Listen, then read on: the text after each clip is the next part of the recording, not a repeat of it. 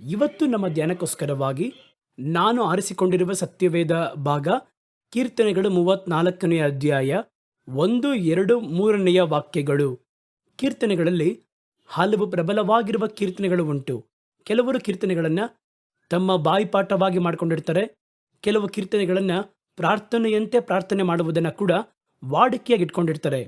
ಆ ರೀತಿಯಾಗಿ 150 ಕೀರ್ತನೆಗಳಲ್ಲಿ ಪ್ರಬಲವಾಗಿರುವ ಕೆಲವೊಂದು ಕೀರ್ತನೆಗಳಲ್ಲಿಯೇ ಈ ಕೀರ್ತನೆ 34ನೇ ಅಧ್ಯಾಯ.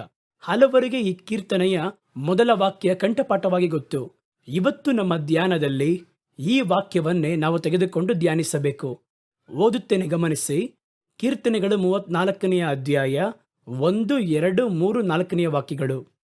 ನಾನು ಯೆಹೋವನನ್ನು ಎಡಬಿಡದೆ ಕೊಂಡಾಡುವೆನು. ಆತನ ಸ್ತೋತ್ರವು ಯಾವಾಗಲೂ ನನ್ನ ಬಾಯಲ್ಲಿ ಇರುವುದು. ನನ್ನ ಮನಸ್ಸು ಯೆಹೋವನಲ್ಲಿ ಹಿಗ್ಗುತ್ತಿರುವುದು. ಇದನ್ನು ದೀನರು ಕೇಳಿ ಸಂತೋಷಿಸುವರು. ನನ್ನೊಡನೆ ಯೆಹೋವನನ್ನು ಕೊಂಡಾಡಿರಿ. ನಾವು ಒಟ್ಟಾಗಿ ಆತನ ಹೆಸರನ್ನು ಘನಪಡಿಸೋಣ ಎಂಬುದಾಗಿ ಹೇಳುತ್ತದೆ. ಕರ್ತನನ್ನು ನಾನು ಯಾವಾಗಲೂ ಸ್ತೋತ್ರ ಮಾಡುವೆನು. ಕ್ರೈಸ್ತಿಯ ಜೀವನದಲ್ಲಿ ದೇವರನ್ನ ಸ್ತೋತ್ರ ಮಾಡುವ ಅನುಭವದಲ್ಲಿ ಹೋಗದವರು ಯಾರು ಇರಲು ಸಾಧ್ಯವಿಲ್ಲ. ಒಂದು ನಿಮಿಷವಾದರೂ ನಾವು ಕರ್ತನಿಗೆ ವಂದನೆ ಸಲ್ಲಿಸಿರ್ತೇವೆ, ಸ್ತೋತ್ರ ಮಾಡಿರ್ತೀವಿ. ಆದರೆ ನಾವು ಮಾಡುವ ಆ ಸ್ತೋತ್ರ ಯಾವುದು ಕರ್ತನಿಗೆ ಪ್ರಿಯವಾದದ್ದು? ಆ ಸ್ತುತಿಯನ್ನು ನಾವು ಯಾವ ರೀತಿ ಮಾಡಬೇಕು? ದೇವರನ್ನು ಯಾವ ರೀತಿ ಸ್ತೋತ್ರ ಮಾಡಬೇಕು? ಯಾವ ರೀತಿ ಮಹಿಮೆ ಪಡಿಸಬೇಕು ಎನ್ನುವುದರ ಕುರಿತು ಅರ್ಥ ಮಾಡ್ಕೋಬೇಕು. ಸ್ತೋತ್ರ ಮಾಡುವುದೆನ್ನುವುದು ನಮ್ಮ ಜೀವನದಲ್ಲಿ ಒಂದು ಸಾಧಾರಣವಾಗಿರುವ ಕಾರ್ಯವಾಗಿ ಇಡಲ್ಪಟ್ಟಿದೆ. ಹಲವರನ್ನ ನೋಡಿ ಸ್ತೋತ್ರ ಮಾಡುವುದು ಹೆಂಗೆ ಅಂತ ಗೊತ್ತಿಲ್ಲದೆ ಸ್ತೋತ್ರ ಮಾಡ್ತಾರೆ. ಕೆಲವರು ಏನೋ ಸ್ಕೂಲ್ನಲ್ಲಿ ಒಂದು ಇಂಪೋಸಿಷನ್ ಹಾಕಿದ ಹಾಗೆ ಸ್ತೋತ್ರ ಸ್ತೋತ್ರ ಸ್ತೋತ್ರ ಎಂಬುದಾಗಿ ಚಿಕ್ಕ ಮಕ್ಕಳಿಗೆ ಹೇಳಿದ ಹಾಗೆ ಹೇಳ್ತಾರೆ. ಆ ಒಂದು ಸ್ತೋತ್ರಗಳು ಯಾವುದಕ್ಕೆ ಸ್ತೋತ್ರ ಮಾಡುತ್ತೇವೆ ಎನ್ನುವ ಅರ್ಥವಿಲ್ಲದೆ ಹೇಳಲ್ಪಡುವುದರಿಂದ ಅದು ಬರೀ ಬಾಯ ಮಾತಾಗಿ ಎಣಿಸಲ್ಪಡುತ್ತದೆ. ಯಾಕೆ ಸ್ತೋತ್ರ? ಯಾವುದಕ್ಕೆ ವಂದನೆ? ನೀವು ದಿಢೀರಂತ ನನ್ನ ಬಳಿಯಲ್ಲಿ ವಂದನೆ ಬ್ರದರ್ ಅಂತ ಹೇಳ್ತೀರಾ, ಸರಿ ಅಂತ ಹೇಳ್ತೀನಿ, ನನಗೆ ಯಾಕೆ ಅಂತ ಗೊತ್ತಿಲ್ಲ. ಅನಂತರ ಸ್ತೋತ್ರ ಸ್ತೋತ್ರ ಅಂತ ಹೇಳ್ತೀರಾ. ಹೆಂಗಿರುತ್ತೆ ಯೋಚನೆ ಮಾಡಿ ನೋಡಿ. ನಾನು ನಿಮ್ಮನ್ನು ಕರೆದು ಕೇಳ್ತೀನಿ, ವಂದನೆ ಹೇಳಿ, ಸರಿನೇ, ಯಾಕೆ ವಂದನೆ? ಹಾಗಾದ್ರೆ ನೀವು ಹೇಳಬೇಕು, ನೀವು ಒಂದು ಸಂದೇಶವನ್ನು ಕೊಟ್ಟರೆ ಆ ಒಂದು ಸಂದೇಶದಿಂದ ಆಶೀರ್ವಾದ ಹೊಂದಿದೆ, ಅದಕ್ಕೋಸ್ಕರ ವಂದನೆ. ಹೇಳಿದ್ರೆ ಅದ್ರಲ್ಲಿ ಒಂದು ಅರ್ಥ ಇದೆ. ಸುಮ್ಮನೆ ಹೋಗ್ಬೇಕಾದ್ರೆ ವಂದನೆ, ಬರಬೇಕಾದ್ರೆ ವಂದನೆ, ಪಕ್ಕದಲ್ಲಿ ಕಿವಿ ಹತ್ರ ಬಂದು ವಂದನೆ ವಂದನೆ ವಂದನೆ ಅಂತ ಹೇಳ್ತಾ ಇದ್ರೆ ಯಾರಾದ್ರೂ ನಿಮ್ಮ ಬಳಿ ಹೇಳಿದ್ರೆ ಯಾವ ರೀತಿ ಯೋಚನೆ ಮಾಡಿ ನೋಡಿ. ನಿಮ್ಮ ಮಕ್ಕಳಿಗೆ ಒಂದು ಕಾರ್ಯವನ್ನು ನೀವು ಮಾಡಿದ್ದೀರಾ, ಅಥವಾ ನಿಮ್ಮ ಮಕ್ಕಳು ಒಂದನ್ನು ಯೋಚನೆ ಮಾಡಿ ನೋಡ್ತಾರೆ, ಅಪ್ಪ ಅಮ್ಮ ಇಲ್ಲದಿದ್ದರೆ ನಮ್ಮ ಜೀವನ ಹೆಂಗಿರುತ್ತೆ ಅಂತ ಯೋಚನೆ ಮಾಡಿ ನೋಡ್ತಾರೆ. ಹಾಗೆ ಕಣ್ಣೀರು ಬರುತ್ತೆ. ಆದರೆ ಅದರ ಕುರಿತು ನಿಮ್ಮ ಬಳಿ ಏನೂ ಹೇಳಿಲ್ಲ. ಆಫೀಸಿಂದ ಬಂದ ಕೂಡಲೇ ಬಂದು ನಿಮ್ಮ ಕಿವಿಯ ಪಕ್ಕದಲ್ಲಿ ನಿಂತು ವಂದನೆ ವಂದನೆ ವಂದನೆ ಅಂತ ಅವ್ರು ಹೇಳ್ತಾರೆ ಇಟ್ಕೊಳ್ಳಿ. ನಿಮ್ಗೆ ಅದು ಹೆಂಗಿರುತ್ತೆ ಯೋಚನೆ ಮಾಡಿ ನೋಡಿ. ಇಲ್ಲಿ ಬಾರಪ್ಪ, ಯಾಕೆ ವಂದನೆ? ಏನು ಮಾಡಿದೆ? ಏನು ಕಾರಣ? ಹಾಗಾದರೆ ಅರ್ಥವಿಲ್ಲದೆ ನಾವು ಹೇಳಿದ್ರೆ ಅದು ಇರಿಟೇಷನ್ ಆಗಿರುತ್ತೆ. ಕೆಲವರು ಹಂಗೆ ಹೇಳ್ತಾರೆ. ಆ ಒಂದು ಯಾವ ಭಾವನೆ ಇಲ್ಲದೆ, ಯಾಕೆ ಹೇಳುತ್ತೇವೆ ಎಂಬುದಾಗಿ ಗೊತ್ತಿಲ್ಲದೆ, ಮಂತ್ರ ಉಚ್ಚಾರಣೆ ಮಾಡುವ ರೀತಿಯಲ್ಲಿ, ಮಂತ್ರಗಳನ್ನು ಉಚ್ಚಾರಣೆ ಮಾಡುವ ರೀತಿಯಲ್ಲಿ ಮಾಡ್ತಾರೆ. ವಂದನೆ ವಂದನೆ ವಂದನೆ ಅಂತ. ಅದು ಅರ್ಥವಿಲ್ಲದ ಒಂದು ಸ್ತೋತ್ರವನ್ನ ತಂದು ಬಿಡುತ್ತದೆ. ದೇವರನ್ನ ಸ್ತೋತ್ರ ಮಾಡಬೇಕಾದರೆ ಅದು ಅರ್ಥವುಳ್ಳ ಒಂದು ಸ್ತೋತ್ರವಾಗಿರಬೇಕು. ಇನ್ನು ಕೆಲವರು ಏನು ಮಾಡ್ತಾರೆ ಅಂತ ಕೇಳೋದಾದರೆ ಬಹಳ ಹಾಸ್ಯಾಸ್ಪದವಾಗಿರುತ್ತೆ.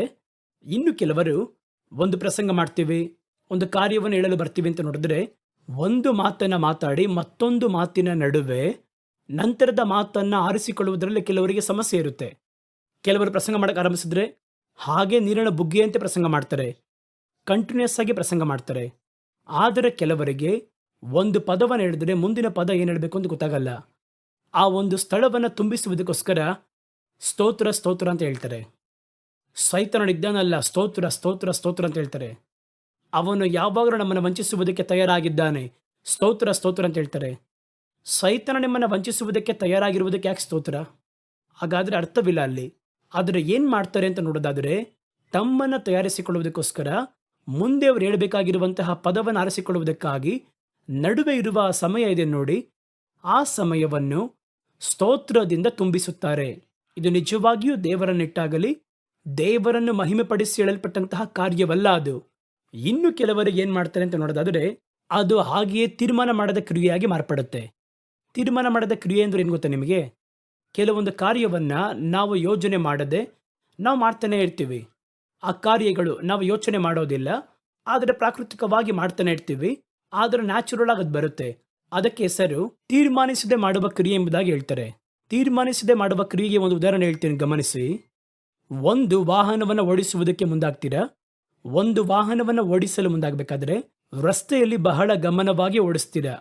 ಒಂದು ಸ್ಥಳದಲ್ಲಿ ಎಲ್ಲಿ ಬ್ರೇಕ್ ಹಾಕಬೇಕು, ಎಲ್ಲಿ ಹಾರ್ನ್ ಹೊಡಿಬೇಕು, ಎಲ್ಲಿ ನಿಲ್ಲಿಸಬೇಕು, ಈ ರೀತಿ ಎಲ್ಲ ಮಾಡಿ ನೀವು ಟ್ರೈನಿಂಗ್ ತಗೋತೀರಾ. ಟ್ರೈನಿಂಗ್ ಮುಗಿಸಿ ಸ್ವಲ್ಪ ದಿನ ಆ ವಾಹನವನ್ನು ನೀವು ನಿಯಂತ್ರಿಸಲು ಮುಂದಾಗಬೇಕಾದ್ರೆ ಅದು ನಿಮ್ಮ ಒಂದು ತೀರ್ಮಾನಿಸಿದ ಕ್ರಿಯೆಗೆ ಮಾರ್ಪಡುತ್ತೆ. ಅದಾದ ನಂತರ ನೀವು ನಿಮ್ಮ ವಾಹನದಲ್ಲಿ ಕುಳಿತು ಆ ವಾಹನವನ್ನು ನಿಯಂತ್ರಿಸಿ ಓಡಿಸುತ್ತಾ ಹಲವು ಮೈಲ್ಗಳು ಬಂದ ನಂತರ ನಿಮ್ಮನ್ನು ನಿಲ್ಲಿಸಿ ಎಷ್ಟು ಬಾರಿ ಹಾರನ್ ಮಾಡಿದ್ರಿ ಅಂತ ಕೇಳಿ ನಿಮಗೆ ಗೊತ್ತಿರಲ್ಲ. ಎಷ್ಟು ಸ್ಥಳದಲ್ಲಿ ಗೇರ್ ಮಾರ್ಪಡಿಸಿದ್ರಿ ಅಂತ ಕೇಳಿ ಗೊತ್ತಿಲ್ಲ. ಎಷ್ಟು ಸ್ಥಳದಲ್ಲಿ ನೀವು ಬ್ರೇಕ್ ಉಪಯೋಗ ಮಾಡಿದ್ರಿ ಅಂತ ಕೇಳಿ ಗೊತ್ತಿಲ್ಲ. ಇವೆಲ್ಲ ನಮಗೆ ತೀರ್ಮಾನಿಸದೆ ನಡೆಯುವ ಕಾರ್ಯ.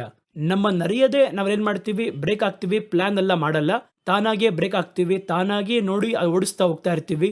ಅದೇ ರೀತಿ ಒಂದು ಟೈಪ್ ರೈಟಿಂಗ್ ಓದ್ತೀವಿ, ಅದನ್ನು ತೀರ್ಮಾನಿಸೋ ಕ್ರಿಯೆಗೆ ಮಾರ್ಪಡುತ್ತೆ. ಏನಾದರೂ ಮಾತಾಡ್ತಾ ಟೈಪ್ ಮಾಡ್ತಾ ಇರ್ತಾರೆ, ನೀವು ನೋಡಿರ್ತೀರ. ಕೆಲವೊಂದು ಕ್ರಿಯೆಗಳು, ಒಂದು ಸೈಕಲ್ ಓಡಿಸುವುದು ಹಾಗೆ, ಕೆಲವು ಕ್ರಿಯೆಗಳು ತೀರ್ಮಾನಿಸಿ ಮಾಡದ ಒಂದು ಕ್ರಿಯೆಗೆ ಮಾರ್ಪಡುತ್ತೆ. ಆ ಕ್ರಿಯೆಗಳನ್ನು ಯೋಚನೆ ಮಾಡಿ ನಾವು ಮಾಡೋದಿಲ್ಲ, ಬಹಳ ಗಮನ ಹರಿಸಿ ಕೂಡ ಆ ಕೆಲಸವನ್ನ ಮಾಡೋದಿಲ್ಲ, ಆದರೆ ಸರಿಯಾಗಿ ನಡೆಯುತ್ತೆ. ಹಾಗಾದರೆ ಈ ರೀತಿ ಕರ್ತನನ್ನ ಸ್ತೋತ್ರ ಮಾಡುವುದು ಕೆಲವರಿಗೆ ತೀರ್ಮಾನಿಸಿದ ಕ್ರಿಯೆಯಾಗಿರುತ್ತೆ. ಅವು ಅದನ್ನು ಅರ್ಥೈಸುವುದಿಲ್ಲ, ಅರ್ಥ ತೆಗೆದುಕೊಳ್ಳುವುದಿಲ್ಲ, ಆದರೆ ಸ್ತೋತ್ರ ಮಾಡ್ತಾನೆ ಇರ್ತಾರೆ. ಕುಳಿತಾಗ ಸ್ತೋತ್ರ ಸ್ತೋತ್ರ ಸ್ತೋತ್ರ, ಅದಕ್ಕೆ ಯಾವ ಅರ್ಥನೂ ಇರಲ್ಲ.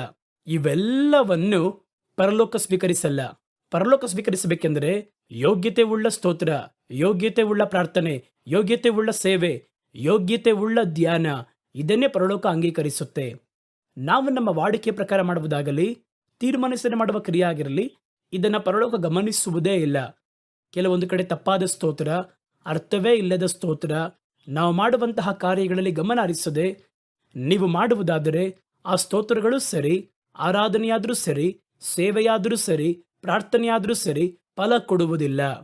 ಆದ್ದರಿಂದ ನಿನ್ನ ಕೈಯಿಂದ ಮಾಡಲಾಗುವ ಕಾರ್ಯ ಯಾವುದೇ ಆಗಿದ್ದರೂ ಅದನ್ನು ಪೂರ್ಣ ಬಲದಿಂದಲೂ, ಪೂರ್ಣ ಶಕ್ತಿಯಿಂದಲೂ, ಪೂರ್ಣ ಸಾಮರ್ಥ್ಯದಿಂದಲೂ, ಪೂರ್ಣ ಗಮನದಿಂದ ಮಾಡಬೇಕು. ಆಗ ಮಾತ್ರವೇ ತಕ್ಕ ಫಲವನ್ನು ಹೊಂದಲು ಸಾಧ್ಯ. ಇವತ್ತು ನಮ್ಮ ಜೀವನದಲ್ಲಿ ವಾಡಿಕೆಯಾಗಿ ಸಭೆಗಳಿಗೆ ಹೋದರೆ ಹಲವು ಗಂಟೆಗಳು ಕೆಲವೊಂದು ಸಭೆಗಳಲ್ಲಿ ಸ್ತೋತ್ರ ಮಾಡ್ತಾರೆ, ಆರಾಧನೆ ಮಾಡ್ತಾರೆ. ಅದು ಸರಿಯಾದದ್ದ? ದೇವರು ಬಯಸುವಂಥ ಆರಾಧನೆ ಹೆಂಗಿರಬೇಕು, ಒಂದು ಆರೋಗ್ಯವಾದ ಒಂದು ಆರಾಧನೆ, ಒಂದು ಸ್ತೋತ್ರ ಹೆಂಗಿರಬೇಕು ಎಂಬುದನ್ನು ನಮ್ಮ ಗಮನದಲ್ಲಿಟ್ಟುಕೊಳ್ಳಬೇಕು. ಪರಲೋಕದ ಕುರಿತು ನಾನು ಅರಿತಿರುವವರೆಗೂ ಒಂದು ಕಾರ್ಯವನ್ನು ನಾನು ನಿಮಗೆ ಹೇಳಲು ಬಯಸುತ್ತೇನೆ. ಪರಲೋಕ ನೀವು ಯೇಸುವಿನ ಹೆಸರಿನಲ್ಲಿ ನೀವು ಮಾಡುವಂತಹ ಎಲ್ಲದರಲ್ಲಿಯೂ ಆಗಿ ಸ್ವೀಕರಿಸಿಕೊಳ್ಳುವುದಿಲ್ಲ. ಯೇಸುವಿನ ಹೆಸರನ್ನು ಉಪಯೋಗಿಸಿದ್ದೀರಾ ಎನ್ನುವುದಕ್ಕಾಗಿ ನೀವು ಮಾಡುವ ಪ್ರಾರ್ಥನೆಯನ್ನಾಗಲಿ ಸ್ತೋತ್ರವನ್ನಾಗಲಿ ಹಂಗೆ ಸ್ವೀಕರಿಸಲ್ಲ. ಪರಲೋಕ ಒಂದು ತಿಪ್ಪೆಗುಂಡಿ ಅಲ್ಲ, ಒಂದೊಂದಕ್ಕೂ ಹೆಂಗಿರಬೇಕು ಆ ರೀತಿಯಾಗಿ ಅವರು ಒಂದು ಕಾರ್ಯವನ್ನು ಇಟ್ಟಿದ್ದಾರೆ. ಅದಕ್ಕೆ ಸಂಬಂಧಪಟ್ಟದಾಗಿರ್ಬೇಕಷ್ಟೇ. ನಾನು ಸ್ತೋತ್ರ ಮಾಡಿದ್ದೀನಲ್ವಾ, ಸ್ತೋತ್ರ ಅಂತ ಹೇಳಿದ್ದೀನಲ್ವಾ, ನೀವು ಹೇಳಿದ್ರೆ ಪರಲೋಕ ಅಂಗೀಕರಿಸಬೇಕಲ್ವಾ. ನಾನು ಪ್ರಾರ್ಥನೆ ಮಾಡಿನಲ್ವಾ, ನೀವು ಪ್ರಾರ್ಥನೆ ಮಾಡಿದ್ರೆ ಪರಲೋಕ ಸ್ವೀಕರಿಸಬೇಕಲ್ವಾ. ಹಲವು ಗಂಟೆ ಕುಡಿದು ಸ್ತೋತ್ರ ಸ್ತೋತ್ರ ಅಂತ ನೋಟ್ ಪುಸ್ತಕದಲ್ಲಿ ಬರೆದ್ನಲ್ಲ, ಬರೆಯಿರಿ. ಪರಲೋಕ ಸ್ವೀಕರಿಸಬೇಕಲ್ವಾ. ಪರಲೋಕ ಸ್ವೀಕರಿಸಿತ ಗೊತ್ತಾ? ಹಾಗಾದರೆ ಪರಲೋಕ ಸ್ವೀಕರಿಸುವ ಸ್ತೋತ್ರ ಹೆಂಗಿರಬೇಕು, ಪರಲೋಕ ಸ್ವೀಕರಿಸುವ ಆರಾಧನೆ ಹೆಂಗಿರಬೇಕು ಎನ್ನುವುದನ್ನು ಅಭಿಪ್ರಾಯದಲ್ಲಿಟ್ಕೋಬೇಕು.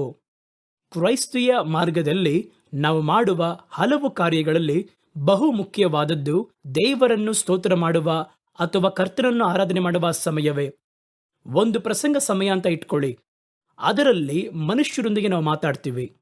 ಒಂದು ಕೂಟದಲ್ಲಿ ಬಂದಿರುವಗೋಸ್ಕರವಾಗಿ ಕರ್ತನ ವಾಕ್ಯವನ್ನ, ಗೊತ್ತಿದ್ದನ್ನ, ನಮ್ಮ ಅನುಭವಗಳನ್ನ ಮನುಷ್ಯರಿಗೆ ಆ ಸೇವೆಯನ್ನ ಮಾಡ್ತೀವಿ. ಪ್ರಾರ್ಥನೆ ಮಾಡುವಾಗ ಕೂಡ ನಮ್ಮ ಒಳಿತಿಗೋಸ್ಕರವಾಗಿ, ಭೂಮಿಯ ಒಳಿತಿಗಾಗಿ ಪ್ರಾರ್ಥನೆ ಮಾಡ್ತೀವಿ. ಆದರೆ ಒಂದು ಸ್ಥಿತಿ ಇಲ್ಲದೆ ಆರಾಧನೆ ಎನ್ನುವಂಥದ್ದು ಮನುಷ್ಯನಿಗೋಸ್ಕರವಾಗಿಯೂ ಮಾಡಲಿಲ್ಲ, ಲೋಕಕ್ಕೋಸ್ಕರವಾಗಿಯೂ ಮಾಡಿಲ್ಲ, ಅದು ದೇವರಿಗೋಸ್ಕರವಾಗಿ ಮಾಡ್ತೀವಿ. ಹಾಗಾದರೆ ದೇವರೊಂದಿಗೆ ಒಂದು ಹತ್ತಿರದ ಸಂಪರ್ಕವನ್ನು ಏರ್ಪಡಿಸುವಂಥದ್ದು ಈ ಸ್ತೋತ್ರ ಆರಾಧನೆಯ ಸಮಯವೇ. ಇದು ಕರ್ತನಿಗೆ ಸಮರ್ಪಿಸುವ ಒಂದು ಕಾರಣದಿಂದ ಅದರಲ್ಲಿ ಕೊರತೆ ಇರಲೇಬಾರದು ಎನ್ನುವುದು ನನ್ನ ಒಂದು ಅಭಿಪ್ರಾಯ. ಮನುಷ್ಯನಿಗೆ ಮಾತಾಡುವುದರಲ್ಲಿ ಕೊರತೆ ಇರ್ಬೋದು, ನಾನು ನಿಮಗೆ ಹೇಳುವಂತಹ ಒಂದು ಪ್ರಸಂಗದಲ್ಲಿ ಒಂದು ಕೊರತೆ ಇರ್ಬೋದು, ಅಥವಾ ಒಂದು ವಾಕ್ಯವನ್ನು ನಾನು ಮಾರ್ಪಡಿಸಿ ಹೇಳ್ಬೋದು. ಒಂದು ವೇಳೆ ಹೇಳುವಂತಹ ಒಂದು ಅಭಿಪ್ರಾಯ ಒಂದನ್ನು ಅಂದುಕೊಂಡು ಅದನ್ನು ಸರಿಯಾಗಿ ಪ್ರಕಟಿಸಲು ಗೊತ್ತಿಲ್ಲದೆ ಬೇರೆ ಒಂದನ್ನು ಹೇಳ್ಬೋದು. ಅಥವಾ ಯಾವುದೋ ಒಂದು ಸಮಯದಲ್ಲಿ ಒಂದು ಉದಾಹರಣೆಯನ್ನು ತೋರಿಸುವಾಗ ಒಂದು ತಪ್ಪಾದ ಕಾರ್ಯವನ್ನ, ತಪ್ಪು ಎಂದರೆ ಒಂದು ದೊಡ್ಡ ತಪ್ಪಲ್ಲ, ಒಂದು ಎಣಿಕೆ ಇರ್ಬೋದು, ಒಂದು ಸ್ಥಳದ ಹೆಸರಿರ್ಬೋದು, ಸ್ವಲ್ಪ ಮಾರ್ಪಡಿಸಿ ಹೇಳಿರ್ಬೋದು, ಅದೆಲ್ಲ ತಪ್ಪಲ್ಲ. ಆದರೆ ದೇವರಿಗೆ ಮಾಡುವಂಥದ್ದು ಇದೆ ನೋಡಿ, ಅದು ಪರಿಪೂರ್ಣವಾಗಿ ಪರ್ಫೆಕ್ಟ್ ಆಗಿರಬೇಕು.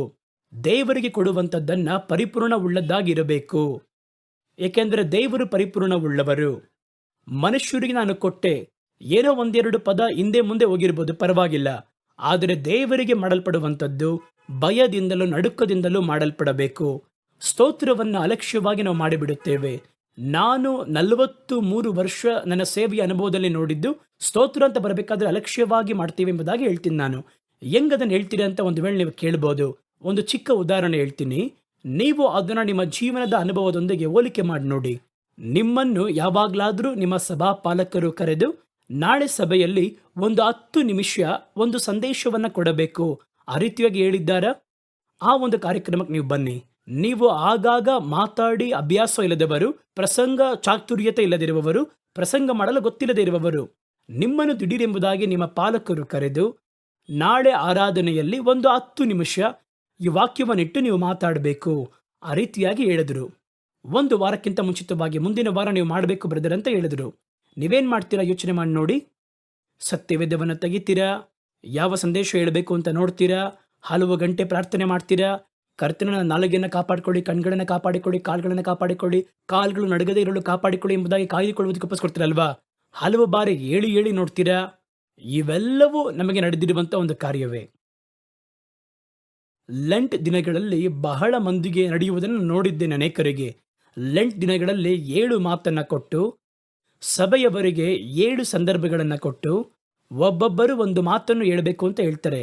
ಮಾತಾಡಿ ಮುಗಿಸುವುದರ ಒಳಗೆ ಆ ಅನುಭವ ನಮಗೆ ಬಹಳ ಕಠಿಣವಾಗಿರುತ್ತೆ. ಆದ್ದರಿಂದ ನಾವೇನು ಮಾಡ್ತೀವಿ ಅಂದರೆ, 3 ದಿನಗಳು 4 ದಿನಗಳ ಹಿಂದೆಯೇ ನಾವು ಅಭ್ಯಾಸ ಮಾಡಿ ವಾಕ್ಯವನ್ನು ಮತ್ತೆ ಮತ್ತೆ ಓದಿ ನೋಡುವುದು, ಈ ರೀತಿಯೆಲ್ಲ ನಾವು ಪ್ರಾಕ್ಟೀಸ್ ಮಾಡಿಕೊಂಡೇ ಇರುತ್ತೇವೆ. ಒಂದು ದೊಡ್ಡ ಕೂಟ ಅದು ನಡೆಯುತ್ತಾ ಇತ್ತು. ಆ ಕೂಟದಲ್ಲಿ ಒಬ್ಬ ರಾಜಕಾರಣ ವ್ಯಕ್ತಿ, ಮುಖ್ಯವಾಗಿರುವ ರಾಜಕಾರಣಿ ವ್ಯಕ್ತಿ, ಹೆಸರು ಹೇಳಲು ಇಷ್ಟಪಡೋದಿಲ್ಲ, ಒಂದು ಮುಖ್ಯವಾದ ರಾಜಕಾರಣಿ, ಅವರು ಕೂಡ ಬಂದಿದ್ರು. ಅದು ಒಂದು ದೊಡ್ಡ ಆತ್ಮಿಕವಾಗಿರುವ ಕೂಟ. ನನ್ನ ಪಕ್ಕದ ಚೇರಲ್ಲಿ ಕೂತಿದ್ರು. ಅವರು ಒಂದು ಕ್ರೈಸ್ತ ಧರ್ಮದ ಹಿನ್ನೆಲೆಯಿಂದ ಬಂದಿರುವವರು. ಅವರು ಒಂದು ಸದಸ್ಯರ ಸ್ಥಾನದಲ್ಲಿದ್ದಾರೆ. ಅವರು ಕೂತಿದ್ದರು. ಅವರು ಅನಂತರ ಬಂದು ಮಾತಾಡಬೇಕು, ಒಂದನೇ ಹೇಳಿ ಮಾತಾಡಬೇಕು. ಅದಕ್ಕಿಂತ ಮುಂಚಿತವಾಗಿ 1-2 ವಾಕ್ಯವನ್ನು ಕಂಠಪಾಠ ಮಾಡಿ ಇಟ್ಕೊಂಡಿದ್ದಾರೆ. ಅವರು ಎಷ್ಟೋ ವೇದಿಕೆಯಲ್ಲಿ ಮಾತಾಡಿರ್ತಾರೆ, ರಾಜಕೀಯ ಭಾಷಣಗಳನ್ನ ಮಾತಾಡಿರ್ತಾರೆ. ನಾನು ಪಕ್ಕದಲ್ಲಿ ಕೂತಿದ್ದೇನೆ. ನನ್ನನ್ನು ಮೆಲ್ಲನೆ ಅವರು ಕರೆದು, ಬ್ರದರ್ ಈ ವಾಕ್ಯವನ್ನ ಹೇಳ್ತೀನಿ ಸರಿನಾ ಅಂತ ನೋಡಿ ನನಗೆ ಸ್ವಲ್ಪ ಹೇಳಿ ಬ್ರದರ್ ಅಂತ ಹೇಳಿದ್ರು. ಅವರು ಆ ವಾಕ್ಯವನ್ನ ಅವ್ರು ಹೇಳ್ತಾ ಇದ್ರು, 2 ಬಾರಿ ಹೇಳ್ತಾ ಇದ್ರು. ಸರಿಯಾಗಿದೆ, ಸಾಕಾ ಎಂಬುದಕ್ಕೆ ಹೇಳ್ತಾರೆ. ಸಾಕು ಅಂತ ಹೇಳ್ತಿದ್ದೆ. ಧ್ವನಿ ಉಚ್ಚಾರಣೆ ಸರಿಯಾಗಿದೆಯಾ? ಸರಿಯಾಗಿದೆ, ಸಾಕು. ಮತ್ತೆ 1-2 ನಿಮಿಷ ಮತ್ತೆ ನನ್ನ ಕೈಯನ್ನು ಮುಟ್ತಾ ಇದ್ರು. ಆ ವಾಕ್ಯವನ್ನು ಹೇಳ್ತೀನಿ, ಹಿಂದೆ ಮುಂದೆ ಇದೆಯಾ ಅಂತ ನೋಡಿ ಕರೆಕ್ಟ್ ಮಾಡಿ ಹೇಳ್ತೀರಾ? ಅವರ ಟರ್ನ್ ಬರುವುದರೊಳಗೆ ಹೆಚ್ಚು ಕಡಿಮೆ 5-6 ಬಾರಿ ನನ್ನ ಬಳಿಯಲ್ಲಿ ಅವರು ಕಂಠಪಾಠ ಮಾಡಿ ಹೇಳಿ ನೋಡಿದ್ರು. ಅದರಲ್ಲಿ ಒಂದು ಭಾಷಣ ಮಾಡೋರಿಗೆ ಹಿಂಗೆ ಅವರ ವಾಕ್ಯವನ್ನು ಮತ್ತೆ ಮತ್ತೆ ಹೇಳಿ ನೋಡಿ ತಪ್ಪಾಗಿ ಮಾತಾಡ್ಬಿಡ್ತೀವೋ ಏನೋ ಒಂದು ಭಯ. ಹಾಗಾದರೆ ನಮ್ಮ ಹಾಗೆ ಸಾಧಾರಣವಾಗಿರೋ ವ್ಯಕ್ತಿಗಳು ಹೋಗಿ ಒಂದು ಪ್ರಸಂಗ ಮಾಡಿದ್ರೆ ಹೆಂಗಿರುತ್ತೆ? ಹಾಗಾಗಿ ನಾವು ಅದಕ್ಕೋಸ್ಕರ ಹಲವಾರು ಪ್ರಿಪರೇಷನ್ ಮಾಡಬೇಕು. 3 ದಿನ 4 ದಿನ ನಾವು ಸಿದ್ಧವಾಗ್ತಾ ಇದ್ವಿ. ಇದೇ ಪಾಲಕರು ನಿಮ್ಮನ್ನ ಕರೆದು, ಮುಂದಿನ ವಾರ ಬ್ರದರ್ ನೀವು ಬಂದು ಆರಾಧನೆಯ ಭಾಗ ಒಂದು 5 ನಿಮಿಷ ದೇವರಿಗೆ ಸ್ತೋತ್ರ ಮಾಡಿ ನೀವು 2 ಹಾಡಾಡಿ ಆರಾಧನೆಯಲ್ಲಿ ನಡೆಸಬೇಕು ಅಂತ ಹೇಳಿದ್ರೆ, ಇದಕ್ಕೆ ನೀವು ಎಷ್ಟು ಸಮಯ ಸಿದ್ಧರಾಗ್ತೀರಾ? ಹಾಡು ಅಲ್ವಾ? 2 ಹಾಡು ತೆಗೆದುಕೊಳ್ಳುತ್ತೇವೆ, ಹೋಗಿ ಹಾಡಿ ಬರೋಣ, ಅಷ್ಟೇ ಅಲ್ವಾ? ಆ ಸಮಯ ಬರಲಿ, ನಾವು ನೋಡಿಕೊಳ್ಳೋಣ. ಬೇಕಾದರೆ ಒಮ್ಮೆ ನೀವು ಹಾಡನ್ನು ಮನೆಯಲ್ಲಿ ಹಾಡು ನೋಡ್ತೀರಾ, ಅದಕ್ಕೆ ಬೇಕಾದ ಸಿದ್ಧತೆಗಳಲ್ಲಿ ಗಮನವನ್ನು ಹರಿಸುವುದಿಲ್ಲ. ಏಕೆಂದರೆ ಹಾಡಲ್ವಾ ಅದು? ಸ್ತೋತ್ರ ತಾನೆ. ಪ್ರಸಂಗ ಅಂದರೆ ಅದು ಬೇರೆ, ಮನುಷ್ಯರಿಂದ ಕಂಡುಹಿಡಿಯಲ್ಪಟ್ಟು ಇಲ್ಲಿ ನೀವು ಹೇಳಿದ ತಪ್ಪು, ಆ ಸ್ಥಳದಲ್ಲಿ ಮಾತಾಡಿದ ತಪ್ಪು ಅಂತ ಹೇಳ್ತಾನೆ. ಸ್ತೋತ್ರ ಅಂದರೆ ಸ್ತೋತ್ರ ಮಾಡಿ ಹೋಗ್ಬೋದಲ್ವಾ ಅಂತ ಹೇಳಿ ಹಾಡು ಹೇಳಿ ಬರ್ಬೋದು ಎಂಬುದಾಗಿ ಸಿದ್ಧರಾಗುವುದೇ ಇಲ್ಲ. ಆದರೆ ಇದರಲ್ಲಿ ಯಾವುದು ಮುಖ್ಯ ಗೊತ್ತಾ? ಸ್ತೋತ್ರ ಮಾಡುವುದೆನ್ನುವುದು ದೇವರ ಮುಂದೆ ನಿಂತು ದೇವರಿಗಾಗಿ ಮಾಡುವಂಥದ್ದು. ಅದು ಮನುಷ್ಯರಿಗೆ ಮಾಡುವುದಲ್ಲ, ದೇವರಿಗೆ ಮಾಡುವುದು. ದೇವರಿಗೆ ಕೊಡುವಂತಹ ಒಂದು ಸರ್ವಾಂಗ ಹೋಮ ಕೊಡ್ತಾ ಇದ್ರ ಕಾಲದಲ್ಲಿ ದೇವರಿಗೆ ಸಲ್ಲಿಸುವಂಥ ಒಂದು ಬಲಿ. ಸತ್ಯವೇದನೆ ಹೇಳುತ್ತದೆ, ಸ್ತೋತ್ರ ಎನ್ನುವುದು ಬಲಿ ಸಮರ್ಪಣೆಗೆ ಸಮ ಎಂಬುದಾಗಿ. ಹಾಗಾದರೆ ಅದು ಎಷ್ಟು ಕ್ರಮವಾಗಿ ಮಾಡಬೇಕು, ಅದಕ್ಕೆ ನಮಗೆ ಎಷ್ಟು ಸಿದ್ಧತೆ ಬೇಕು? ಸತ್ಯವೇದದಲ್ಲಿ ನೀವು ಒಂದು ವೇಳೆ ಓದಿ ನೋಡೋದಾದರೆ, ನಾವು ಸಾಧಾರಣವಾಗಿ ಸ್ತೋತ್ರ ಮಾಡ್ತೀವಲ್ಲ, ತುಟಿಗಳಿಂದ ಸ್ತೋತ್ರ ಮಾಡ್ತೀವಲ್ಲ, ಸ್ತೋತ್ರ ಆಗಿರ್ಬೋದು, ಬಲಿ ಸಮರ್ಪಣೆ ಆಗಿರ್ಬೋದು. ಸ್ತೋತ್ರ ಎನ್ನುವುದು ಬಲಿ ಸಮರ್ಪಣೆಗೆ ಸಮವಾಗಿ ಹೇಳಲ್ಪಟ್ಟದ್ದಾಗಿದೆ. ಬಲಿ ಸಮರ್ಪಣೆ ಮಾಡುವುದು, ಸ್ತೋತ್ರ ಮಾಡುವಂಥದ್ದು ಕರ್ತನ ದೃಷ್ಟಿಯಲ್ಲಿ ಒಂದೇ ಆಗಿದೆ. ನೋಡಿ, ಸತ್ಯವೇದದಲ್ಲಿ ಕೀರ್ತನೆಗಳು 50ನೇ ಅಧ್ಯಾಯ 23ನೇ ವಾಕ್ಯ ಹೇಳುತ್ತದೆ, ಸ್ತೋತ್ರ ಬಲಿ ಸಮರ್ಪಣೆ ಮಾಡುವವನು. ಸ್ತೋತ್ರ ಮಾಡುವವನು ಅಂತ ಹೇಳಬೇಕಲ್ವಾ? ಸ್ತೋತ್ರ ಬಲಿ ಸಮರ್ಪಣೆ ಮಾಡುವವನು. ಬಲಿ ಸಮರ್ಪಣೆಯಂತೆ ಅದು ಒಂದು ಪ್ರಧಾನವಾಗಿರುವ ಆರಾಧನೆಯಲ್ಲಿ ಒಂದು ಪ್ರಧಾನವಾಗಿರುವ ಕ್ರಮ, ಕರ್ತನಿಗೆ ಸ್ತೋತ್ರ ಮಾಡುವುದು. ಹಾಗಾದರೆ ಬಲಿ ಸಮರ್ಪಣೆ ಮಾಡುವುದಕ್ಕಿಂತ ಮುಂಚಿತವಾಗಿ ಎಷ್ಟು ಸಿದ್ಧತೆ ಮಾಡ್ತಾರೆ? ನೀವು ಸತ್ಯವೇದವನ್ನು ಓದಿ ನೋಡುವುದಾದರೆ ಯಾಜಕಕಾಂಡ ಪುಸ್ತಕ, ವಿಮೋಚನ ಕಾಂಡ ಪುಸ್ತಕದ 20ನೇ ಅಧ್ಯಾಯದ ಅನಂತರ ಅರಣ್ಯಕಾಂಡ, ಧರ್ಮೋಪದೇಶ ಕಾಂಡದಲ್ಲೆಲ್ಲ ಯಾವ ರೀತಿ ಕರ್ತನಿಗೆ ಬಲಿ ಸಮರ್ಪಣೆ ಮಾಡಬೇಕೆನ್ನುವ ಹಲವು ಆಜ್ಞೆಗಳು ಕೊಡಲ್ಪಟ್ಟದ್ದಾಗಿದೆ. ಬಲಿ ಸಮರ್ಪಣೆ ಎನ್ನುವಂಥದ್ದು ನೀವಾಗಿ ಹೋಗಿ ಒಂದು ಮೃಗವನ್ನು ತಂದು ಕತ್ತರಿಸಿ ರಕ್ತ ಸುರಿಸಕ್ಕಾಗಲ್ಲ. ಬಲಿ ಸಮರ್ಪಣೆ ಎನ್ನುವುದು ಅಷ್ಟೊಂದು ಪ್ರೊಸೀಜರ್ ಇದೆ. ಅವೆಲ್ಲವನ್ನ ಕರೆಕ್ಟಾಗಿ ಕೈಗೊಳ್ಳಬೇಕು. ಬಲಿ ಸಮರ್ಪಣೆಯ ಒಂದು ಆಕಳು 1 ವರ್ಷದ ಒಳಗಿದ್ದು ದೋಷವಿಲ್ಲದಾಗಿರ್ಬೇಕಂತೆ. ಒಂದು ಕುರಿಮರಿಯನ್ನ ಬಲಿ ಸಮರ್ಪಣೆ ಮಾಡಬೇಕು ಅಂದರೆ ಎಲ್ಲ ಕುರಿಮರಿಯನ್ನ ಬಲಿ ಸಮರ್ಪಣೆ ಮಾಡೋಕ್ಕಾಗಲ್ಲ. ಅದು 1 ವರ್ಷವುಳ್ಳದ್ದು, ದೋಷವಿಲ್ಲದಾಗಿರಬೇಕು. ಊಣವಾದಂಥವುಗಳು, ಕೆಟ್ಟುವುದಂಥವುಗಳು ಕರ್ತನ ಸಾನ್ನಿಧ್ಯಕ್ಕೆ ತರಬಾರದು. ಬಲಿ ಸಮರ್ಪಣೆ ಅಂತ ಅಷ್ಟು ಗಮನವಾಗಿ ಮಾಡಬೇಕು. ಅದಕ್ಕಾಗಿ ಆ ಕಾಲದಲ್ಲಿ ದೇವಾಲಯದಲ್ಲಿ ಏನು ಮಾಡ್ತಾ ಇದ್ರು ಅಂದರೆ, ಬಲಿ ಸಮರ್ಪಣೆ ಮಾಡುವ ಕುರಿ ಹೆಂಗಿರಬೇಕು ಅಂತ ಯಾಜಕರಿಗೆ ಕರ್ತನು ಹೇಳಿಕೊಟ್ಟಿದ್ದರು. ಅದು ಅವರಿಗೆ ಗೊತ್ತು. ಆ ಕುರಿ ಹೆಂಗಿರಬೇಕು, ಆ ಕುರಿ ಮರಿ ಹೆಂಗಿರಬೇಕು, ಯಾವ ಯಾವ ಸ್ಥಳದಲ್ಲಿ ದೋಷ ಇರಬಾರದು, ಈ ರೀತಿ ಬಹಳ ಆಜ್ಞೆಗಳು ಒಳಗೊಂಡಿವೆ. ಹಾಗಾಗಿ ಈ ಒಂದು ಆಜ್ಞೆಗಳನ್ನು ಕೈಗೊಳ್ಳಬೇಕು ನಾವು. ನಾನು ನನ್ನ ಮನೆಯಲ್ಲಿರುವಂತಹ ಕುರಿಮರಿಯನ್ನು ತಂದು ಕೊಡೋಕ್ಕಾಗಲ್ಲ ಬಲಿ ಸಮರ್ಪಣೆಗೆ. ಕುರಿಮರಿಯನ್ನು ಶೋಧನೆ ಮಾಡಿ ನೋಡ್ತಾರೆ ಯಾಜಕರುಗಳು. ಈ ಕುರಿಮರಿ ಬಲಿ ಕೊಡುವುದಕ್ಕೆ ಯೋಗ್ಯತೆ ಉಳ್ಳದಲ್ಲ, ಇದರಲ್ಲಿ ದೋಷವಿದೆ, ಒಂದು ಕಾಲು ಲೇಸಾಗಿ ಊಣವಾಗಿದೆ, ಕಿವಿಗಳಲ್ಲಿ ಒಂದು ಕಿವಿ ಬಹಳ ಚಿಕ್ಕದಾಗಿದೆ, ಒಂದು ಕಿವಿಗೆ ಗಾಯವಾಗಿದೆ, ಇವೆಲ್ಲವನ್ನ ನೋಡ್ತಾರೆ. ಇದರಿಂದ ಏನು ಮಾಡ್ತಾರೆ ಅಂತ ನೋಡೋದಾದರೆ, ದೇವಾಲಯದ ಕುರಿಗಳು ಆ ರೀತಿ ಇಟ್ಟಿರ್ತಾರೆ. ದೇವಾಲಯದಲ್ಲಿಯೇ ಪಾರಿವಾಳ ಇಟ್ಕೊಂಡಿರ್ತಾರೆ. ದೋಷವಿಲ್ಲದ ಪಾರಿವಾಳಗಳನ್ನು ಅವರಲ್ಲಿ ಮಾರಾಟ ಮಾಡ್ತಾರೆ. ದೋಷವಿಲ್ಲದ ಯಾಜಕರನ್ನು ಸ್ವೀಕರಿಸಿಕೊಳ್ಳುವ ಕುರಿಮರಿಗಳನ್ನು ಅವರೇ ದೇವಾಲಯದಲ್ಲಿ ಸಾಕ್ತಾರೆ. ದೇವಾಲಯದಲ್ಲಿ ಸಾಕುವಂತಹ ಕುರಿಮರಿಗಳನ್ನು ಕಾಯುವುದಕ್ಕೆ ಕುರುಬರು ಅಲ್ಲಿ ಕೆಲಸಕ್ಕೋಸ್ಕರವಾಗಿ ನೇಮಿಸಲ್ಪಟ್ಟಿರ್ತಾರೆ. ಕೆಲವರು ಏನು ಮಾಡ್ತಾರೆ ಅಂದರೆ, ಒಂದು ಅರಿಕೆಯನ್ನು ತೆಗೆದುಕೊಂಡು ಸ್ವಯಂ ಸೇವಕರಾಗಿ ತಮ್ಮನ್ನ ಅಲ್ಲಿ ಕೆಲಸಕ್ಕೆ ಏರ್ಪಡಿಸಿಕೊಂಡಿರ್ತಾರೆ. ಸ್ವಯಂ ಸೇವಕರು ಎನ್ನುವ ಪದ ನಿಮಗೆ ಹೊಸದಾಗಿರ್ಬೋದು, ಆದರೆ ಬೈಬಲ್ನಲ್ಲಿದೆ. ಸ್ವಯಂ ಸೇವಕರು ಅಂದರೆ ಸಂಬಳ ಪಡೆಯದೆ ವಾಲಂಟಿಯರ್ ಕೆಲಸ ಮಾಡುವಂಥ ಅರ್ಥ. ಕೆಲವರು ಏನು ಮಾಡ್ತಾರೆ ಅಂದರೆ, ದೇವಾಲಯದಲ್ಲಿ ಕುರಿ ಸಾಕ್ತೀರ ನೀವು, ಈ ಕುರಿಗಳನ್ನು 3 ತಿಂಗಳು ನಾನು ಮೇಯಿಸುತ್ತೇನೆ ಎಂಬುದಾಗಿ, ಮಂದೆಯಲ್ಲಿ ಇಡುತ್ತೇನೆ ಎಂಬುದಾಗಿ, ಅರಿಕೆ ಮಾಡಿದ್ದೇನೆ ಎಂಬುದಾಗಿ ಹೇಳಿ ನಮಗೊಂದು 100 ಕುರಿ ಕೊಡ್ತಾರೆ. ಆ ಕುರಿಗಳನ್ನು 3 ತಿಂಗಳು ತೂಕ ಹಾಕಿ ನೋಡಿಕೊಳ್ಳುವುದು ಒಂದು ಅರಿಕೆ. ಈ ರೀತಿ ಆ ಕುರಿಗಳನ್ನು ಪರಾಂಬರಿಸುವುದಕ್ಕೆ, ಬಲಿ ಸಮರ್ಪಣೆ ಮಾಡಬೇಕಾಗಿರುವ ಕುರಿಗಳನ್ನು ಪರಾಂಬಿಸುವುದಕ್ಕೆ ಸ್ವಯಂ ಸೇವಕರುಗಳು ಇದ್ದರು. ಕೂಲಿಗಿಡಲ್ಪಟ್ಟಂತಹ ದೇವಾಲಯದ ಕೆಲಸಗಾರರು ಇದ್ದರು. ಒಂದು ಕಾರ್ಯವನ್ನು ಹೇಳ್ತಾರೆ. ರಾತ್ರಿಯ ವೇಳೆಯಲ್ಲಿ ಮಂದೆಯನ್ನು ಕಾಯುತ್ತಿದ್ದವರಿಗೆ ದೇವದೂತರ ಗುಂಪು ಕಾಣಿಸಿಕೊಂಡು ದೇವದೂತನು ಬಂದು ಕ್ರಿಸ್ತನ ಜನನವನ್ನು ಹೇಳ್ತಾನಂತೆ. ಅದರಲ್ಲಿ ಏನು ಹೇಳ್ತಾರಂದ್ರೆ, ಈ ಮಂದೆಯ ಕುರುಬರು ತಮ್ಮ ಸ್ವಂತ ಮಂದೆಯನ್ನು ಮೇಯಿಸಿದವರಲ್ಲ, ದೇವಾಲಯದಲ್ಲಿ ಬಲಿ ಕೊಡುವಂತಹ ಕುರಿಗಳನ್ನು ಮೇಯಿಸುತ್ತಿದ್ದಂತಹ ಮಂದೆಯ ಕುರುಬರು ಎಂಬುದಾಗಿ ಒಂದು ಅಭಿಪ್ರಾಯ ಉಂಟು.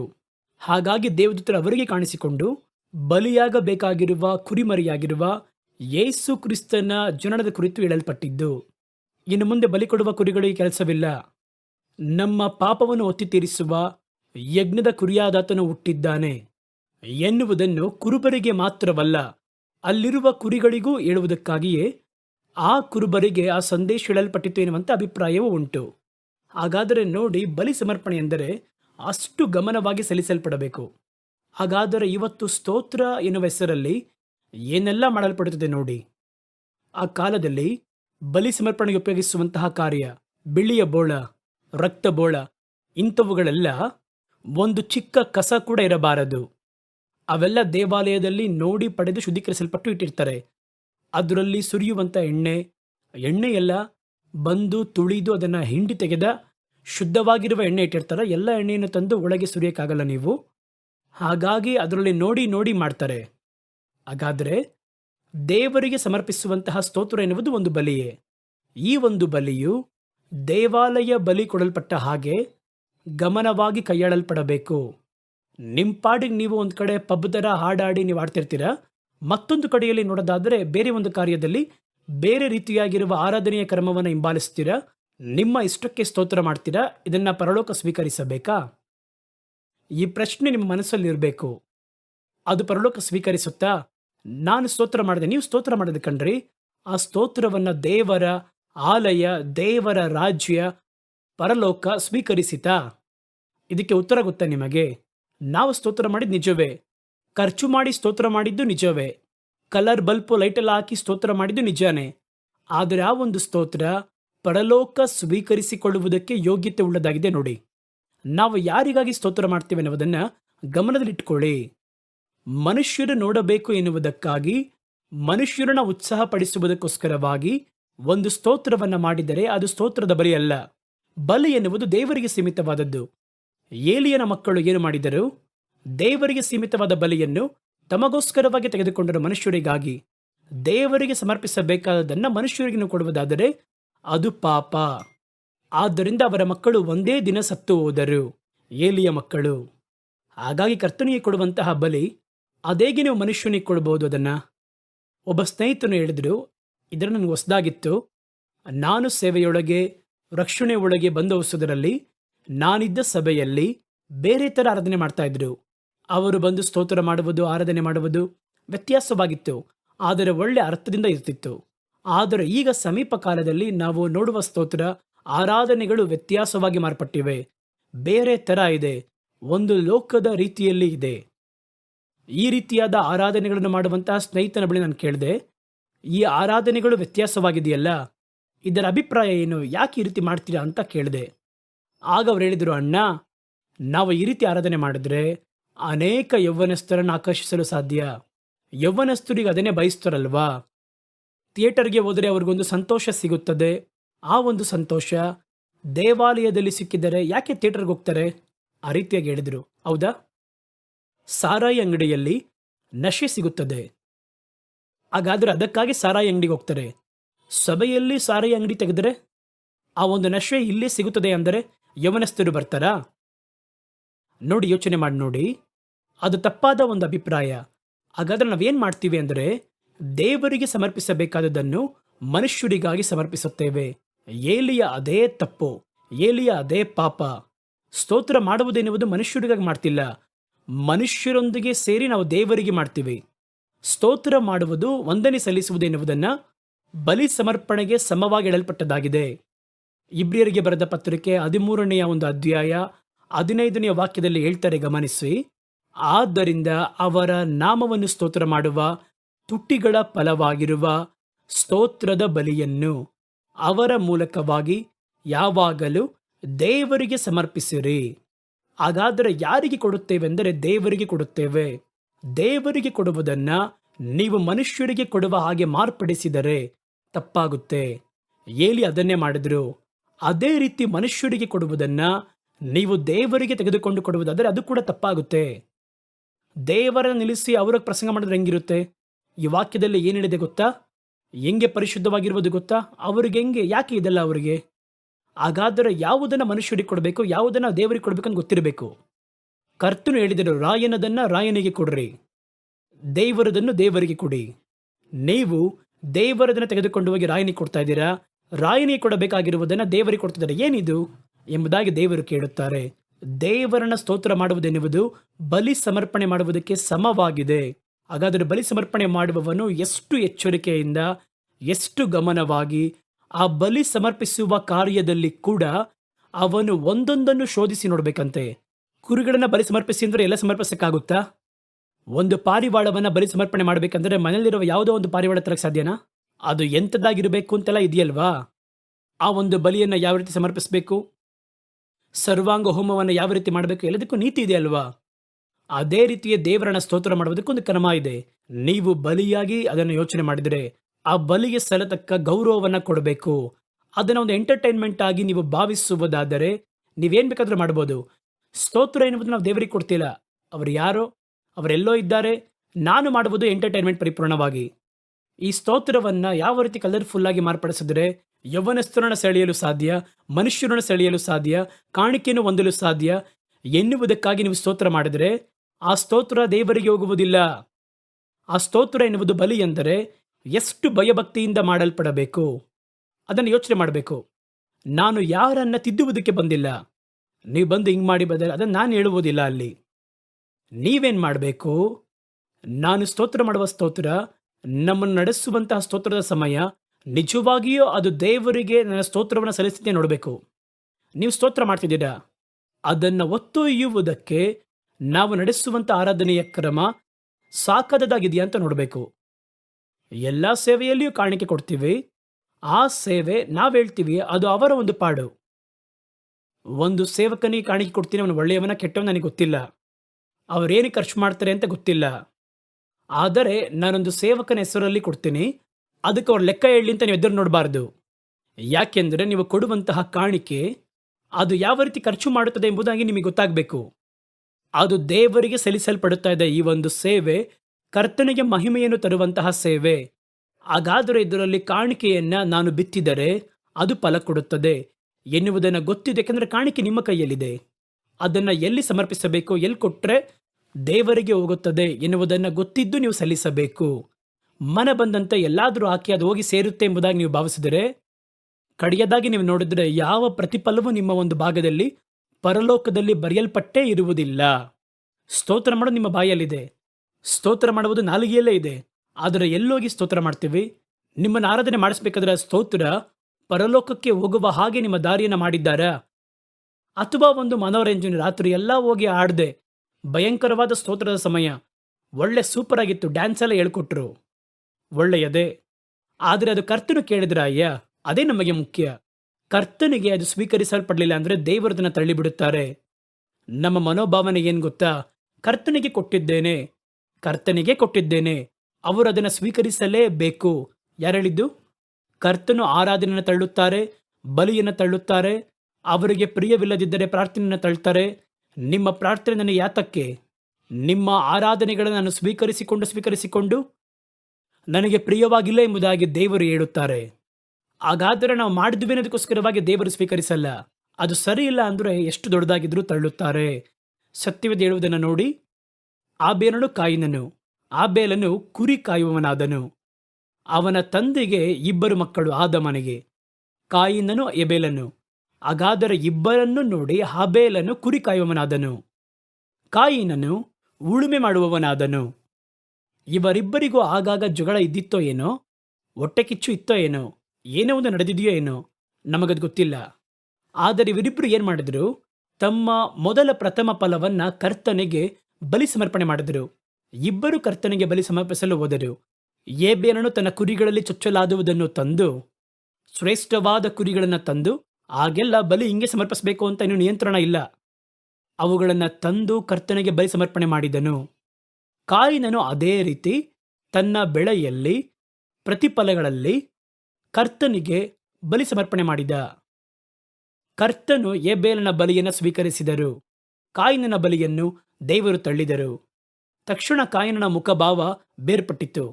ಇದರಲ್ಲಿ ನಮಗೆ ಅರ್ಥ ಆಗೋದೇನು ಗೊತ್ತಾ? ನೀವು ಬಲಿ ಸಮರ್ಪಣೆ ಮಾಡಿದ್ದೀರಿ ಅದಕ್ಕೋಸ್ಕರವಾಗಿ ದೇವರೆಲ್ಲ ಸ್ವೀಕರಿಸಲ್ಲ. ನೀವು ಕೊಟ್ಟಿದ್ದೀರಿ ಅನ್ನೋದಕ್ಕಾಗಿ ಎಲ್ಲವನ್ನ ಸ್ವೀಕರಿಸುವುದಿಲ್ಲ. ಇಬ್ಬರು ಬಲಿ ಸಮರ್ಪಣೆ ಮಾಡಿರಲು ಒಂದನ್ನು ಸ್ವೀಕರಿಸಿಕೊಂಡು ಯಾಕೆ ದೇವರು ಒಂದನ್ನು ತಳ್ಳಿದ್ರು ಎನ್ನುವ ಒಂದು ಪರಿಪೂರ್ಣ ವಿವರ ನಮಗೆ ಗೊತ್ತಿಲ್ಲ ಅಂದರೂ ಕೂಡ, ಸತ್ಯವೇದ ಹೇಳಲ್ಪಟ್ಟಿದ್ರೂ ಕೂಡ, ಮೇಲ್ನೋಟವಾಗಿ ಒಂದು ಆತ್ಮಿಕ ವ್ಯಾಖ್ಯಾನದಲ್ಲಿ ನೋಡುವುದಾದರೆ, ಆತ್ಮಿಕ ಅರ್ಥದಲ್ಲಿ ನೋಡುವುದಾದರೆ, ಈ 2 ಬಲಿಗಳು ನಮಗೆ ಯಾವುದನ್ನು ಸೂಚನೆ ಮಾಡುತ್ತದೆ ಎಂದರೆ, ಒಂದು ಜೀವವುಳ್ಳ ಬಲಿ, ಏಬೇಲನ ಬಲಿ. ಅವರು ಕೊಟ್ಟಿದ್ದು ನೋಡಿ ಕುರಿಗಳು, ಅವರು ಕೊಟ್ಟಂತಹ ಕುರಿಗಳು, ಅವರ ಚೊಚ್ಚಲಾದವುಗಳು. ಇದು ಏನನ್ನು ತೋರಿಸುತ್ತದೆ ಎಂದರೆ ಒಂದು ಆತ್ಮಿಕವಾಗಿರುವ ಜೀವವುಳ್ಳ ಬಲಿ. ಮತ್ತೊಂದನ್ನು ನೋಡಿ ಜೀವವಿಲ್ಲದ ಬಲಿ. ಅದಕ್ಕಾಗಿ ದೇವರು ಕಾಯಿ ಪಲ್ಯವನ್ನು ತಂದುಕೊಟ್ಟರೆ ಸ್ವೀಕರಿಸುವುದಿಲ್ವಾ ಅಂತ ಕೇಳಬಾರ್ದು. ಇದು ಅದಕ್ಕೆ ಗುರುತಾಗಿದೆ ಅಷ್ಟೇ. ಒಂದು ಜೀವವುಳ್ಳ ಬಲಿಗೆ ಗುರುತು, ಮತ್ತೊಂದು ಜೀವವಿಲ್ಲದ ಬಲಿಗೆ ಗುರುತು. ಜೀವವಿಲ್ಲದ ಬಲಿಯಲ್ಲಿ ಎಷ್ಟು ವಿಶೇಷವಾದ, ಎಷ್ಟು ಅತ್ಯಧಿಕವಾದ ಬಲಿಯನ್ನು ಕೊಟ್ಟರೂ ಕರ್ತನು ಅದನ್ನು ತಳ್ಳುವರು. ಹಾಗಾದರೆ ನಾವು ಆರಾಧನೆ ಮಾಡಿದ್ದೇವೆ ಎನ್ನುವುದಕ್ಕಾಗಿ ಆ ಆರಾಧನೆಗಳು ಪರಲೋಕದಲ್ಲಿ ಹೋಗುವುದಿಲ್ಲ. ನೀವು ಯಾಮಾರಬೇಡಿ. ನೀವು ನೋಡುವಾಗಲೇ ಗೊತ್ತಾಗುತ್ತೆ ಅದರಲ್ಲಿ ಪರಲೋಕದ ಭಾವ ಇದೆಯಾ, ಲೋಕದ ಒಂದು ಭಾವ ಇದೆಯಾ ಅಂತ ನೋಡ್ರಿ. ಪರಲೋಕದ ಒಂದು ಭಾವ ಒಂಥರ ಇರುತ್ತೆ.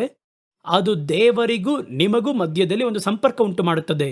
ನೀವು ಸ್ತೋತ್ರ ಮಾಡುವ ಸ್ತೋತ್ರವನ್ನು ಕರ್ತನು ಸ್ವೀಕರಿಸುವುದು ನಮಗೆ ಸ್ಪಷ್ಟವಾಗಿ ಗೊತ್ತಾಗುತ್ತೆ. ನೋಡಿ, ಆ ಬೇಲನು ತನ್ನ ಬಲಿಯನ್ನು ಕೊಟ್ಟರು, ಕಾಯಿನನು ತನ್ನ ಬಲಿಯನ್ನು ಕೊಟ್ಟರು, ಕರ್ತನು ಒಂದನ್ನು ಸ್ವೀಕರಿಸಿಕೊಂಡರು, ಒಂದನ್ನು ಸ್ವೀಕರಿಸಲಿಲ್ಲ. ಹಾಗಾದ್ರೆ ಅದು ಹೆಂಗ್ ಗೊತ್ತಾಯ್ತು ಅವರಿಗೆ? ಕರ್ತನು ಅದನ್ನ ಕಾಳಲ್ಲಿ ತಳ್ಳಿದ್ರ? ಕರ್ತನು ಅಲ್ಲಿ ಬಂದು ನಿಂತರ? ಕುರಿಯನ್ನು ತನ್ನ ಭುಜದ ಮೇಲೆ ಹಾಕೊಂಡು ತಗೊಂಡು ಹೋದ್ರ? ಹೆಂಗ್ ಗೊತ್ತು ನಿಮಗೆ? ನಿಮಗೂ ಅದೇ ತರ ಗೊತ್ತಾಗುತ್ತೆ. ನಾನು ಮಾಡಿದ ಪ್ರಾರ್ಥನೆಯನ್ನು ದೇವರು ಸ್ವೀಕರಿಸಿಕೊಂಡರೆಂಬುದಾಗಿ ನಿಮಗೆ ಆತ್ಮದಲ್ಲಿ ಕರೆಕ್ಟಾಗಿ ಗೊತ್ತಾಗುತ್ತೆ. ನೀವು ಸ್ತೋತ್ರ ಮಾಡಿದಂತಹ ಸ್ವಾರೂಪ್ಯ ನಿಮಗೆ ಗೊತ್ತಾಗಿರುತ್ತೆ. ಇದು ಪರಲೋಕ ಸ್ವೀಕರಿಸುವಂತಹ ಸ್ತೋತ್ರ. ಪರಲೋಕಕ್ಕೆ ಯಾವುದು ಸ್ವೀಕರಿಸಲ್ಪಡುತ್ತೋ ಅದನ್ನು ಮಾಡಿ. ಇದು ಪರಿಹಾಸ್ಯಕ್ಕೂ ಹಾಸ್ಯಾಸ್ಪದವಾಗಿಯೂ ಇಚ್ಛೆಯಾಗಿರುವ ಕಾರ್ಯಗಳನ್ನು ಪ್ರೇರೇಪಿಸುವುದಕ್ಕೂ ಲೋಕ ರೀತಿಯಾಗಿರುವ ಸ್ವಾರೂಪ್ಯವನ್ನು ತರುವುದಕ್ಕೂ ಗುರುತಾಗಿ ಇದೆಯಲ್ಲ. ಬಲಿ ಸಮರ್ಪಣೆ ಮಾಡುವಾಗ ಸರ್ವಾಂಗ ಹೋಮ ಮಾಡ್ತಾರಲ್ವಾ, ಅದರಲ್ಲೂ ಒಂದು ಕಾರ್ಯ ಹೇಳ್ತಾರೆ, ಅನ್ಯ ಬೆಂಕಿಯನ್ನು ಒಳಗೆ ತರಬೇಡ ಎಂಬುದಾಗಿ. ದೇವಾಲಯದಲ್ಲಿ ಯಾವಾಗಲೂ ಬೆಂಕಿ ಉರಿಯುತ್ತಾನೇ ಇರುತ್ತೆ. ಒಂದು ಬಲಿ ಸಮರ್ಪಣೆ ಮಾಡುವುದಕ್ಕೆ ಅದರಲ್ಲಿರುವಂತಹ ಬೆಂಕಿಯನ್ನೇ ತರಬೇಕೇ ವಿನಃ ಅನ್ಯ ಬೆಂಕಿಯನ್ನು ಹೊರಗಿಂದ ಒಳಗೆ ತರಬಾರದು. ಮೊದಲು ಬೆಂಕಿ ಒಳಗೆ ತರಲ್ಪಟ್ಟಾಗ ಅದು ಶುದ್ಧೀಕರಿಸಲ್ಪಟ್ಟು ಆ ಬೆಂಕಿ ಇರುವಂತಹ ಪೀಠದಲ್ಲಿ ಹತ್ತಿಸಲ್ಪಡುತ್ತದೆ ದೇವಾಲಯದಲ್ಲಿ. ಆ ಬೆಂಕಿ ಯಾವಾಗಲೂ ಒಳಗೆ ದೇವಾಲಯದಲ್ಲಿ ಉರಿಯುತ್ತಲೇ ಇರುತ್ತೆ. ಒಂದು ಬಲಿ ಸಮರ್ಪಣೆ ಮಾಡಬೇಕಂದ್ರೆ, ಸರ್ವಾಂಗ ಹೋಮ ಮಾಡಬೇಕು ಅಂದರೆ, ಬಲಿ ಸಮರ್ಪಣೆ ಮಾಡಬೇಕಂದ್ರೆ ಇದರಲ್ಲಿರುವಂತಹ ಬೆಂಕಿಯನ್ನು ನೀವು ಉಪಯೋಗಿಸಬೇಕು. ಹೊರಗಿಂದ ಯಾವ ಬೆಂಕಿಯನ್ನು ತರಬಾರದು ಎಂಬುದಾಗಿ ಸತ್ಯವೇದ ತೋರಿಸುವ ವಿಧಿ.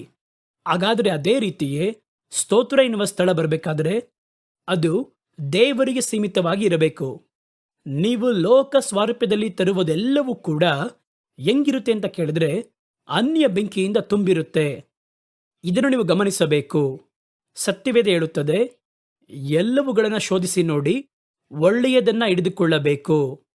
ಹಾಗಾದರೆ ಈ ಸ್ತೋತ್ರ, ಈ ಒಂದು ಬಲಿ ದೇವರಿಗೆ ಅದು ತಕ್ಕದಾಗಿದೆಯಾ? ನೀವು ನೋಡಿ, ನೀವು ನೋಡುವಂತಹ ಸಭೆ ನೋಡಿ, ಅದು ದೇವರಿಗೆ ಸ್ವೀಕರಿಸುವ ಆರಾಧನೆಯಾಗಿದೆಯಾ ಅಥವಾ ಮನುಷ್ಯರಿಗೆ ಪ್ರಿಯಪಡಿಸುವಂಥದ್ದಾಗಿದೆಯಾ?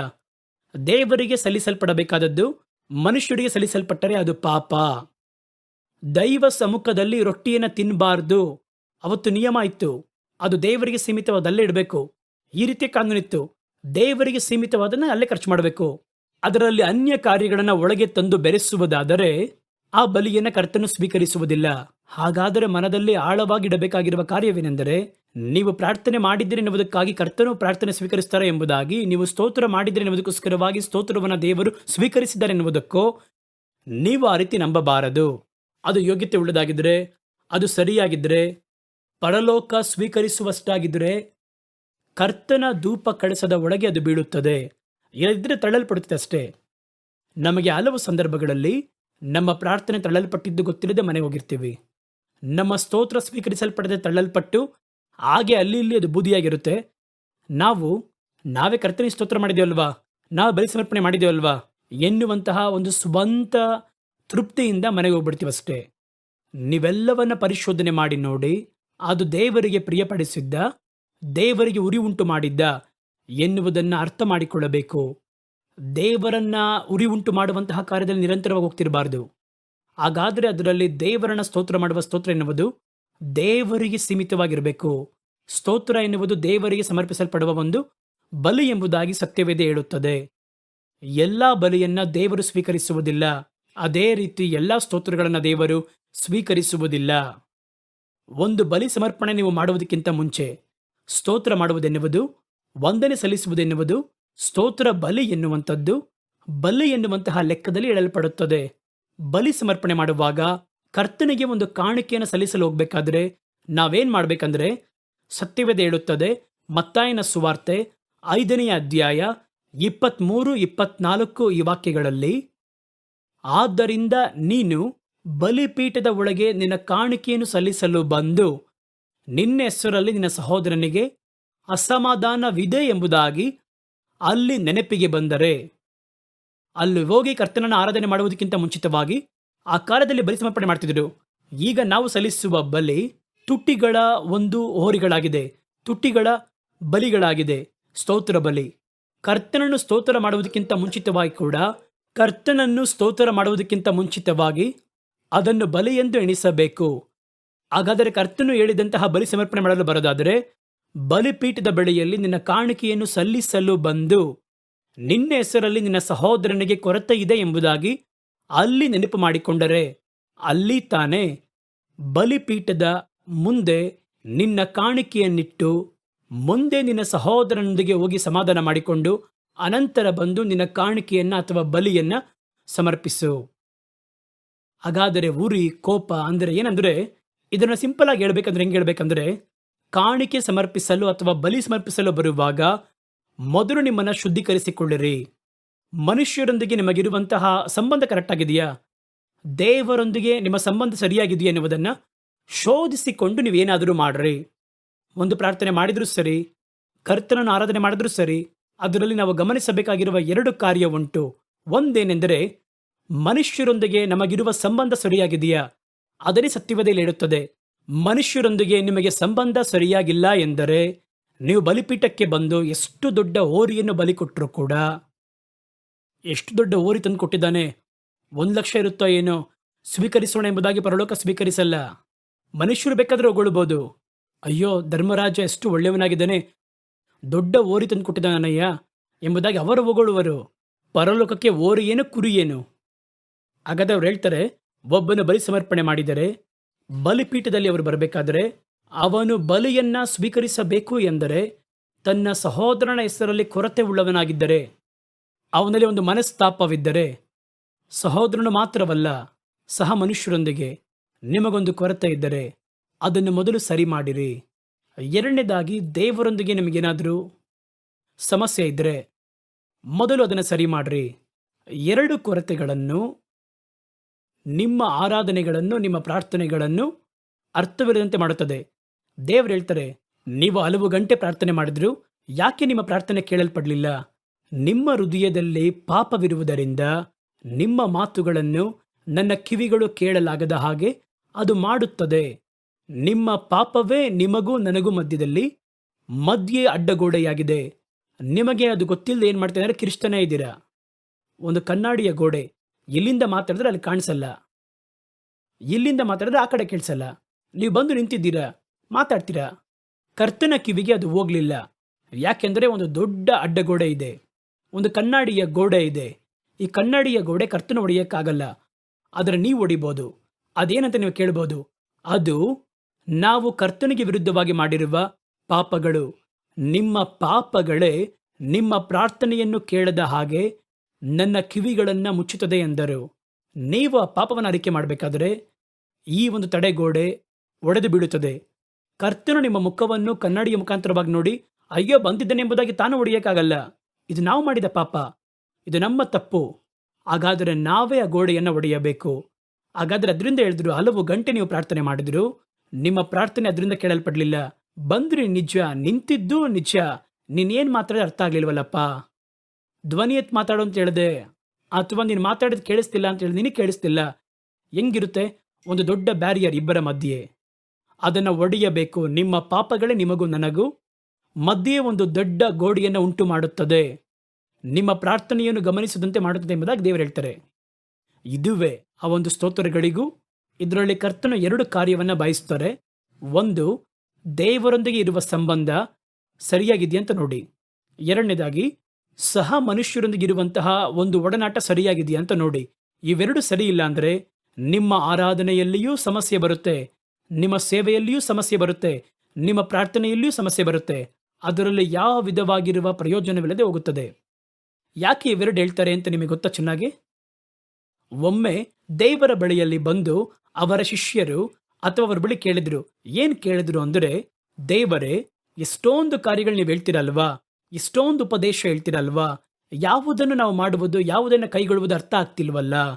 ಒಂದು ಸಮಯ ಕೃಪೆ ಕುರಿತಾಗಿ ಮಾತಾಡಿದ್ರೆ ನಿಜ ಅಂತ ಅನ್ಸುತ್ತೆ, ಪ್ರೀತಿಯ ಕುರಿತಾಗಿ ಮಾತಾಡಿದ್ರೆ ಹೌದು ಅದೇ ನಿಜ ಅಂತ ಅನ್ಸುತ್ತೆ, ಪರಿಶುದ್ಧ ಕುರಿತಾಗಿ ಮಾತಾಡಿದ್ರೆ ಏನಪ್ಪ ದೊಡ್ಡ ಪ್ರೀತಿ, ಪರಿಶುದ್ಧತೆನೇ ಮುಖ್ಯ, ಆ ರೀತಿ ತೋಚುತ್ತದೆ. ಯಾವುದನ್ನು ಕೈಗೊಳ್ಳಬೇಕು? ಬಹಳ ಕಾರ್ಯವಿದೆ ಅಂತ ಕೇಳಿದ್ರು. ಆಗ ಯೇಸು ಹೇಳಿದ್ರು, ಈ ಎಲ್ಲ ಸತ್ಯವೇದದ ಎಸೆನ್ಸ್ ಎನ್ನುವುದು 2 ಕಾರ್ಯ ಮಾತ್ರ.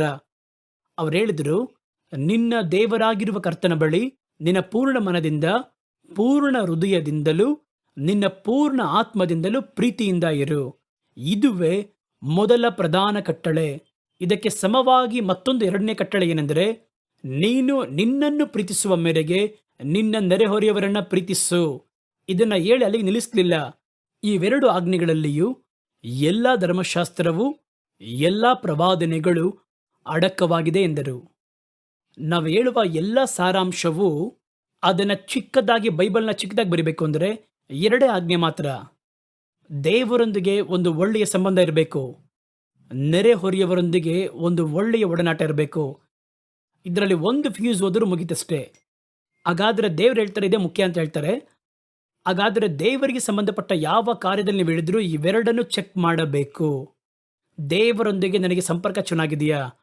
ಮೊದಲು ಅದನ್ನು ನೋಡಿ. ಒಂದು ವಾಹನವನ್ನು ತೆಗೆಯೋದಕ್ಕಿಂತ ಮುಂಚಿತವಾಗಿ ಏನು ಸರಿ ಇರುತ್ತೆ ಅಂತ ನೋಡ್ತೀರಾ? ಆ ಟೈರ್ನಲ್ಲಿ ಗಾಳಿ ಇದೆಯಾ ಅಂತ ನೋಡ್ತೀರಾ? ಟ್ಯಾಂಕಲ್ಲಿ ಪೆಟ್ರೋಲ್ ಇದೆಯಾ ಅಂತ ನೋಡ್ತೀರಾ? ಇನ್ನು ಕೆಲವೊಂದು ಕಾರ್ಯವನ್ನು ಮುಖ್ಯವಾಗಿ ನೋಡ್ತಾರೆ. ಆಯಿಲ್ ಇದೆಯಾ ಅಂತ ನೋಡ್ತೀರಾ? ಅದಂತಾನೆ ನೋಡ್ತೀರಾ? ಅದೇ ರೀತಿ ಒಂದು ಪ್ರಾರ್ಥನೆಗೆ ಹೋಗಬೇಕಾದ್ರೆ, ಒಂದು ಸೇವೆ ಮಾಡಬೇಕಾದ್ರೆ ನೀವು ಗಮನಿಸಬೇಕಾದ ಕಾರ್ಯ ಎರಡೆರಡು ಕಾರ್ಯ ಮಾತ್ರ. ನನಗೂ ದೇವರಿಗೂ ಮಧ್ಯದಲ್ಲಿ ಒಂದು ಸಂಬಂಧ ಸರಿಯಾಗಿದೆಯಾ? ಅಥವಾ ಏನಾದರೂ ಪಾಪ ಮಾಡೋದ್ರಿಂದ ಅವರ ಪ್ರಸನ್ನತೆ ನಾನು ಬಿಟ್ಟು ದೂರ ಇದೆಯಾ? ನಮ್ಮಿಬ್ಬರ ಮಧ್ಯೆ ಇರುವ ಕನೆಕ್ಷನ್ ಕಟ್ಟಾಗಿದೆಯಾ? ಗೊತ್ತಿಲ್ಲ. ಮತ್ತೊಂದು ಏನು ಮಾಡಿ, ಅದಕ್ಕೆ ಸಮವಾಗಿರುವ ಎರಡನೆಯ ಒಂದು ಆಜ್ಞೆ, ನಿಮ್ಮ ಸಹ ಮನುಷ್ಯರೊಂದಿಗೆ ನಿಮ್ಮ ಸಂಬಂಧ ಸರಿಯಾಗಿದೆಯಾ? ಅದನ್ನೇ ದೇವರು ಹೇಳ್ತಾರೆ. ಬಲಿಪೀಠದ ಬಳಿಗೆ ಬಂದು ನಿಂತು ದೇವರೊಂದಿಗೆ ಮಾತ್ರ ಅಲ್ಲ, ನಿನ್ನ ಸಹೋದರನ ಜೊತೆ ನಿನಗೆ ಅಸಮಾಧಾನ ಇದೆಯಾ ಅಂತ ನೋಡು. ಆ ರೀತಿ ಗೊತ್ತಾದರೆ ಕಾಣಿಕೆ ಸಲ್ಲಿಸುವುದೆಲ್ಲ ದೊಡ್ಡ ಮುಖ್ಯ ಅಲ್ಲ. ಮೊದಲು ಅದನ್ನಿಟ್ಟು ನಿನ್ನ ಸಹೋದರನ ಬಳಿ ಹೋಗಿ ಸಮಾಧಾನ ಆಗಿ ಮತ್ತೆ ಬಂದು ಕಾಣಿಕೆ ಸಲ್ಲಿಸು. ಆಗ ಮಾತ್ರವೇ ಕರ್ತನು ಕಾಣಿಕೆಯನ್ನು ಸ್ವೀಕರಿಸುತ್ತಾರೆ ಎಂಬುದಾಗಿ ಹೇಳಿದ್ದಾರೆ. ಹಲವರ ಸೇವೆಯಲ್ಲಿ, ಹಲವರು ಮಾಡುವ ಪ್ರಾರ್ಥನೆಯಲ್ಲಿ, ಸ್ತೋತ್ರಗಳಲ್ಲಿ ಫಲಗಳು ಸಿಗದೆ ಹೋಗುವುದಕ್ಕೆ ಕಾರಣ ಇದುವೇ. ಅವ್ರಿಗದು ಗೊತ್ತಾಗದೇ ಇಲ್ಲ. ಒಂದು ಪಾಪ ಮಾಡಿರ್ತೀವಿ ಅಥವಾ ಯಾರ ಮೇಲಾದರೂ ಒಂದು ಮನ ಕಹಿ ಇಟ್ಟಿರ್ತೀವಿ. ಇದು ಕರ್ತನಿಗೂ ನಮಗೂ ಮಧ್ಯೆ ಇರುವಂತಹ ಕನೆಕ್ಷನ್ ಕಟ್ ಮಾಡುತ್ತೆ. ನೀವು ಒಂದು ಫೋನ್ ತಗೋತೀರಾ, ಎದುರಲ್ಲಿ ಇರುವವರ ಬಳಿಯಲ್ಲಿ ನೀವು ಮಾತಾಡ್ತೀರಾ. ಮಾತಾಡಬೇಕಾದ್ರಲ್ಲಿಂದ ಯಾವ ಉತ್ತರ ಸಿಗಲ್ಲ. ಹಾಗಾದರೆ ಕನೆಕ್ಷನ್ ಇಲ್ಲದ ಫೋನ್ನಲ್ಲಿ ಎಷ್ಟೊತ್ತು ಮಾತಾಡ್ತೀರಾ? ನಮ್ಮಲ್ಲಿ ಹಲವರು ಕನೆಕ್ಷನ್ ಇಲ್ಲದ ಫೋನ್ನಲ್ಲಿ ಮಾತಾಡ್ತಾ ಇದ್ದೀವಿ. ಕರ್ತನು ಕೇಳಿದ್ದಾರೆ ಎಂಬುದಾಗಿ ನೀವು ನಂಬುತ್ತೀರಾ, ಅವ್ರಿಗದು ಹೋಗಿಲ್ಲ. ನೀವು ನನ್ನ ಬಳಿ ಮಾತಾಡ್ತೀರಾ, ಫೋನ್ ಕಟ್ಟಾಗಿದೆ, ನನ್ನ ಬಳಿ ಯಾವ ರಿಯಾಕ್ಷನ್ನೂ ಇಲ್ಲ, ಉತ್ತರನೂ ಇಲ್ಲ. ನೀವು ಎಷ್ಟೊತ್ತು ಮಾತಾಡ್ತೀರಮ್ಮ ಹೇಳಿ? ಎಷ್ಟೊತ್ತು ಮಾತಾಡ್ತೀರಾ? ಬ್ರದರ್ ಇದ್ದೀರಾ? ಕೇಳಿಸ್ತಿದ್ಯಾ? ನಾನು ಹ್ಞೂ ಅಂತಾದರೂ ಹೇಳಬೇಕು. ಇಲ್ಲಾಂದರೆ ನೀವು ಮಾತನ್ನು ಮುಂದುವರಿಸಲ್ಲ. ಫೋನ್ ಅಲಾಡಿಸ್ತೀರಾ, ಇರುವ ಸ್ಥಳದಿಂದ ಆ ಕಡೆ ಹೋಗ್ತೀರಾ. ಇವಾಗ ಕೇಳಿಸುತ್ತಾ? ಇವಾಗ ಕೇಳಿಸ್ತಿದ್ಯಾ? ಕೇಳ್ತಿದ್ಯಾ? ಕೇಳಿದರೆ ಮಾತಾಡ್ತೀರಾ ಅಷ್ಟೇ. ಆದರೆ ಪ್ರಾರ್ಥನೆಯಲ್ಲಿ ಮಾತ್ರ ಕೇಳುತ್ತಾ ಕೇಳ್ತಿಲ್ವಾ ಎನ್ನುವುದನ್ನು ಯಾವ ಭಾವನೆ ಇಲ್ಲದೆ ಬಂದು ಮಾತಾಡ್ತಾನೆ ಇದ್ದೀರಲ್ವಾ, ಅದು ಹೆಂಗೆ? ಹಾಗಾದರೆ ಅದರಲ್ಲಿ ಹೆಂಗೆ, ಯಾವ ರೀತಿ ಅದು ಪ್ರತಿಫಲ ಸಿಗುತ್ತೆ, ಉತ್ತರ ಸಿಗುತ್ತೆ ಅದರಲ್ಲಿ? ಆ ಫೋನ್ನಲ್ಲಿ ಕನೆಕ್ಷನ್ ಸರಿಯಾಗಿದೆಯಾ ಅಂತ ನೀವು ನೋಡಬೇಕು. ಅದರಲ್ಲಿ ಎರಡು ಕನೆಕ್ಷನ್ ಹೇಳ್ತಾರೆ. ದೇವರಿಗೂ ನಿಮಗೂ ಮಧ್ಯದಲ್ಲಿರುವಂಥ ಕನೆಕ್ಷನ್ ಸರಿಯಾಗಿದೆಯಾ? ನಿಮಗೂ ನಿಮ್ಮ ಸಹೋದರನಿಗೂ ನೆರೆಹೊರೆಯವರಿಗೂ ಇರುವಂತಹ ಸಂಪರ್ಕ, ಮನುಷ್ಯರೊಂದಿಗೆ ಮನುಷ್ಯರಿಗಿರುವ ಸಂಪರ್ಕ. ಪುರುಷನೊಂದಿಗೆ ಹೆಂಡತಿ ಮಾತಾಡಲ್ಲ, ಅಥವಾ ಹೆಂಡತಿ ಹತ್ರ ಪುರುಷ ಮಾತಾಡಲ್ಲ. ದೇವರ ಬಳಿ ಗಂಟೆಗಟ್ಟಲೆ ಮಾತಾಡ್ತಾ ಇರ್ತಾರೆ. ಈ ವ್ಯಕ್ತಿ ನೋಡಿದ್ರೆ ಆಗ್ತಾ ಇಲ್ಲ. ಅಲ್ಲಿ ಮಾತಾಡಿ 25 ವರ್ಷ ಆಯಿತು. ನನಗೆ ಗೊತ್ತಿರುವಂಥ ಒಂದು ಕುಟುಂಬದಲ್ಲಿ, ನನ್ನ ನೆರೆಹೊರೆಯವರ ಒಂದು ಕುಟುಂಬದಲ್ಲಿ, ಗಂಡ ಹೆಂಡತಿಯು ಯಾವುದೋ ಒಂದು ಮನಸ್ತಾಪದ ನಿಮಿತ್ತ ಮಾತಾಡುವುದನ್ನು ಬಿಟ್ಟು ಹೆಚ್ಚು ಕಡಿಮೆ 30-40 ವರ್ಷ ಇಬ್ಬರು ಮಾತಾಡಿಕೊಳ್ಳಲೇ ಇಲ್ಲ ನೇರವಾಗಿ. ಆದರೆ ಪ್ರಾರ್ಥನೆ ಮಾಡ್ತಾರೆ, ಕರ್ತನಿಗೆ ಕಾಣಿಕೆ ಕೊಡ್ತಾರೆ. ಚೆನ್ನಾಗಿ ಯೋಚನೆ ಮಾಡಿ ನೋಡಿ. ಸತ್ಯವತೆ ಹೇಳುತ್ತದೆ, ನೆರೆಹೊರೆಯವನ ಮೇಲೆ ತಪ್ಪಿದ್ದರೆ ಮೊದಲು ಅದನ್ನು ಕರೆಕ್ಟ್ ಮಾಡಿ ಅನಂತರ ಕಾಣಿಕೆ ಹಾಕು ಎಂಬುದಾಗಿ ವಾಕ್ಯ ಹೇಳುತ್ತಲ್ವಾ? ಹಾಗಾದರೆ ಹೆಂಗೆ ಸ್ವೀಕರಿಸಲಾಗುತ್ತೆ? ಅತ್ತೆ ಮಾವನೊಂದಿಗೆ ಇಷ್ಟ ಆಗಲ್ಲ, ಆ ಗಂಡನನ್ನು ಕಂಡ್ರೆ ಇಷ್ಟ ಆಗಲ್ಲ, ತಂದೆ ತಾಯಿ ಇಷ್ಟ ಆಗಲ್ಲ, ಒಂದು ಸಮಾಧಾನವಿಲ್ಲದ ಜೀವಿತ, ಇವೆಲ್ಲವನ್ನು ಇಟ್ಕೊಂಡು ನಾವು ಹೆಂಗೆ ಹೋಗೋಕ್ಕೆ ಸಾಧ್ಯ? ಹಾಗಾದರೆ ಸ್ತೋತ್ರ ಮಾಡೋದಕ್ಕಿಂತ ಮುಂಚೆ ಇವೆಲ್ಲವನ್ನ ಗಮನಿಸಿ ನೋಡಬೇಕು ಎಂಬುದಾಗಿ ಸತ್ಯವೇದ ಹೇಳುತ್ತದೆ. ದೇವರನ್ನು ಸ್ತೋತ್ರ ಮಾಡುವ ಸ್ತೋತ್ರಗಳಲ್ಲಿ ಪ್ರಧಾನವಾಗಿ ಒಂದು ಕಾರ್ಯವನ್ನು ನಿಮಗೆ ಹೇಳ್ತೀನಿ, ಇದನ್ನ ಮನಸ್ಸಲ್ಲಿ ಇಟ್ಕೊಳ್ಳಿ. ಇದು ನನ್ನ ಪರ್ಸನಲ್ ಆಗಿರುವ, ನಾನು ದೇವರಿಂದ ಕಲಿಸಲ್ಪಟ್ಟಂತ ಒಂದು ಕಾರ್ಯ. ದೇವರಿಗೆ ಸ್ತೋತ್ರ ಮಾಡುವ ಸ್ತೋತ್ರದಲ್ಲಿ ಬಯಕೆ ಮಾತ್ರ ಇಟ್ಕೋಬೇಡಿ. ಕರ್ತನಿಗೆ ಸ್ತೋತ್ರ ಮಾಡಿದ್ರೆ ಇದು ಸಿಗುತ್ತೆ, ಅದಕ್ಕಾಗಿ ಸ್ತೋತ್ರ ಮಾಡ್ತೀನಿ, ಆ ರೀತಿ ಸ್ತೋತ್ರ ಮಾಡಿದ್ರೆ ಅದು ಮುಖಸ್ತುತಿ. ಮುಖಸ್ತುತಿಗೂ ಸ್ತೋತ್ರಕ್ಕೂ ವ್ಯತ್ಯಾಸವಿದೆ. ಒಂದನ್ನ ಬಯಸಿ ಸ್ತೋತ್ರ ಮಾಡಿದರೆ, ಸ್ವಲ್ಪ ಕಾಲಕ್ಕಿಂತ ಮುಂಚಿತವಾಗಿ ಅಮೆರಿಕ ದೇಶದಿಂದ ಬಂದಂತಹ ಒಂದು ಉಪದೇಶ. ಸ್ತೋತ್ರ ಎನ್ನುವುದು ಎಲ್ಲ ಸಮಸ್ಯೆಗೂ ಪರಿಹಾರ. ಒಂದು ಕೈ ಇವಾಗ ಬಂದು ಬಗೆಹರಿಲಿಲ್ವಾ, ಶರೀರದಲ್ಲಿ ಸೌಖ್ಯ ಇಲ್ವಾ, ತಕ್ಷಣ ಕೈ ಮೇಲಿಟ್ಟು ಸ್ತೋತ್ರ ಮಾಡ್ತೀನಿ, ಸ್ತೋತ್ರ ಮಾಡ್ತೀನಿ, ಸ್ತೋತ್ರ ಮಾಡ್ತಾನೇ ಇರಿ. ಕರ್ತನೇ, ನನ್ನ ಕೈ ಕತ್ತರಿಸಲ್ಪಟ್ಟದಕ್ಕಾಗಿ ಸ್ತೋತ್ರ. ಕರ್ತನ ಕೈಗಳು ಈಗ ಒಡೆಯಲ್ಪಟ್ಟದಕ್ಕೋಸ್ಕರವಾಗಿ ಸ್ತೋತ್ರ. ಮಡಚಲ್ಪಟ್ಟದಕ್ಕೆ ಸ್ತೋತ್ರ. ಆ ರೀತಿ ಕರ್ತನಿಗೆ ಸ್ತೋತ್ರ ಮಾಡ್ರಿ. ಸ್ತೋತ್ರ ಮಾಡಿ ಕೈ ಆಡಿಸಿ ನೋಡಿ, ಕೈ ಕೆಲಸ ಮಾಡುತ್ತೆ. ಕೆಲಸ ಮಾಡ್ಬೋದು. ಆದರೂ ನಿಮ್ಮ ಸ್ತೋತ್ರ ಆರೋಗ್ಯವಿಲ್ಲದ ಒಂದು ಸ್ತುತಿ. ಒಬ್ಬರನ್ನ ಬಯಸಿ ಒಬ್ಬರನ್ನ ಪ್ರೈಸ್ ಮಾಡಿದ್ರೆ ಅದರ ಹೆಸರು ಮುಖಸ್ತುತಿ. ಮುಖಸ್ತುತಿಗೂ ಸ್ತೋತ್ರಕ್ಕೂ ವ್ಯತ್ಯಾಸವಿದೆ. ಸ್ತೋತ್ರ ಮಾಡುವುದು ನಮ್ಮ ಕರ್ತವ್ಯ. ಸ್ತೋತ್ರ ಮಾಡಬೇಕು ದೇವರನ್ನ.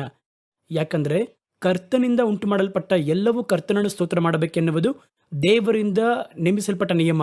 ಅದು ಭೂಮಿಯಾಗಿದ್ದರು, ಸೂರ್ಯನಾಗಿದ್ದರು, ಚಂದ್ರನಾಗಿದ್ದರು, ನಕ್ಷತ್ರಗಳಾಗಿದ್ದರು, ಸಮುದ್ರವಾಗಿದ್ದರು, ಬೆಟ್ಟವಾಗಿದ್ದರು, ಗಾಳಿಯಾಗಿದ್ದರು, ಎಲ್ಲವೂ ಕರ್ತನಿಗೆ ಸ್ತೋತ್ರ ಮಾಡಬೇಕು.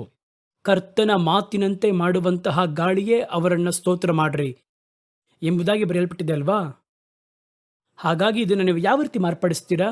ಬಹಳ ಕಡೆ ಹೇಳಿಕೊಟ್ರು, ನೀವು ಸ್ತೋತ್ರ ಮಾಡಿದ್ರೆ ಸರಿ ಹೋಗುತ್ತೆ. ಹಾಗಾದರೆ ಸರಿ ಹೋಗುವುದಕ್ಕೆ ಸ್ತೋತ್ರ ಮಾಡುವುದು ಅಂತ.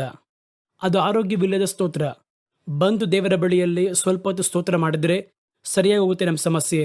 ಕರ್ತನ ನಮಗಿರುವಂತಹ ಸಾಲಕ್ಕೋಸ್ಕರವಾಗಿ ಸ್ತೋತ್ರ, ಸ್ತೋತ್ರ. ಕರ್ತನ ನಮ್ಮ ಸಾಲವನ್ನು ಮಾರ್ಪಡಿಸುವುದಕ್ಕೆ ಸ್ತೋತ್ರ, ಸ್ತೋತ್ರ ಎಂಬುದಾಗಿ ಸ್ತೋತ್ರದಲ್ಲಿ ಮಾತ್ರ ನೀವು ಬಯಸುವುದನ್ನಿಟ್ಟು ಸ್ತೋತ್ರ ಮಾಡಬೇಡಿ. ನಿಮ್ಮ ಪ್ರಾರ್ಥನೆಯಲ್ಲಿ ನೀವು ಬಯಕೆಯನ್ನಿಟ್ಟು ಪ್ರಾರ್ಥನೆ ಮಾಡಬಹುದು, ಅದು ತಪ್ಪಲ್ಲ. ಆದರೆ ಸ್ತೋತ್ರದಲ್ಲಿ ಆ ರೀತಿ ಮಾಡಬೇಡಿ.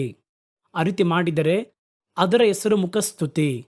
ಒಬ್ಬ ವ್ಯಕ್ತಿಯ ಬಳಿ ₹100 ಸಾಲ ಪಡೆಸೋಳಗೆ ಎಷ್ಟು ಮುಖಸ್ತುತಿ ಮಾಡುತ್ತೇವೆ. ಕೆಲವು ಕಡೆ ನೋಡ್ತೀವಿ, ಭಿಕ್ಷೆ ಬೇಡಿ ಊಟ ಮಾಡುವವರು ಇರ್ತಾರೆ ನೋಡಿ. ಅವ್ರನ್ನ ನೋಡಿ ಯಾರಂತಾನೆ ಗೊತ್ತಿರಲ್ಲ. ಪ್ರಭು, ಧರ್ಮದೊರೆ, ಅವರು ಇವ್ರಂತ ಹೇಳ್ತಾನೆ, ಯಾರಂತಾನೆ ಗೊತ್ತಿರಲ್ಲ. ಮತ್ತೊಬ್ಬರ ಬಳಿ ದಯೆ ದೊರಕಿ ಜೀವಿಸುವವ್ರನ್ನ ನೋಡಿ, ಅವರು ಇವ್ರು ಯಾರು ಅಂತಾನೆ ಗೊತ್ತಿರಲ್ಲ. ನಾವು ನಮ್ಮನ್ನ ಧರ್ಮಪ್ರಭು ಅಂತ ಕರೀತಾರೆ, ದಯಾಳ ಪ್ರಭು ಅಂತ ಕರೀತಾರೆ, ದೇವರಿಗೆ ಸಮವಾಗಿ ಮಾತಾಡ್ತಾರೆ. ಯಾಕೆ ಅಂದರೆ ಮನಪೂರ್ವಕವಾಗಿ ಮಾತಾಡಲ್ಲ. ನಾವು ಈ ರೀತಿ ಮಾತಾಡಿದ್ರೆ ಸಂತೋಷಪಟ್ಟು ಏನಾದರೂ ಒಂದು ಹಣ ಕೊಡೋಣ, ಅವರಿಗೆ ಸಹಾಯ ಮಾಡೋಣ. ಹಾಗಾದರೆ ಈ ಸಹಾಯವನ್ನು ಬಯಸಿ ಅವರು ಸ್ತೋತ್ರ ಮಾಡ್ತಾರಲ್ವಾ, ಪ್ರೈಸ್ ಮಾಡ್ತಾರಲ್ವಾ, ಅದಕ್ಕೆ ಹೆಸರು ಮುಖಸ್ತುತಿ. ಮುಖಸ್ತುತಿ. ಕೆಲವು ಕಾರ್ಯ ನಡಿಬೇಕು ಅಂತ ಹೇಳಿದ್ರೆ ಹಂಗೆ ಮಾತಾಡ್ತಾರೆ. ನಿಮ್ಮ ಹಾಗೆ ಉಂಟಾ ಬ್ರದರ್, ನಿಮ್ಮ ಥರ ಇರ್ತಾರ, ಹಂಗಿರುತ್ತಾ ಹಿಂಗಿರುತ್ತಾ ಅಂತ ಮಾತಾಡ್ತಾರೆ. ಕೆಲವರು ಎಲ್ಲ ಮೀರಿ ಕೂಡ ಮಾತಾಡ್ತಾರೆ. ಎಲ್ಲದ್ದೂ ನಮಗೆ ಚೆನ್ನಾಗಿ ಗೊತ್ತು.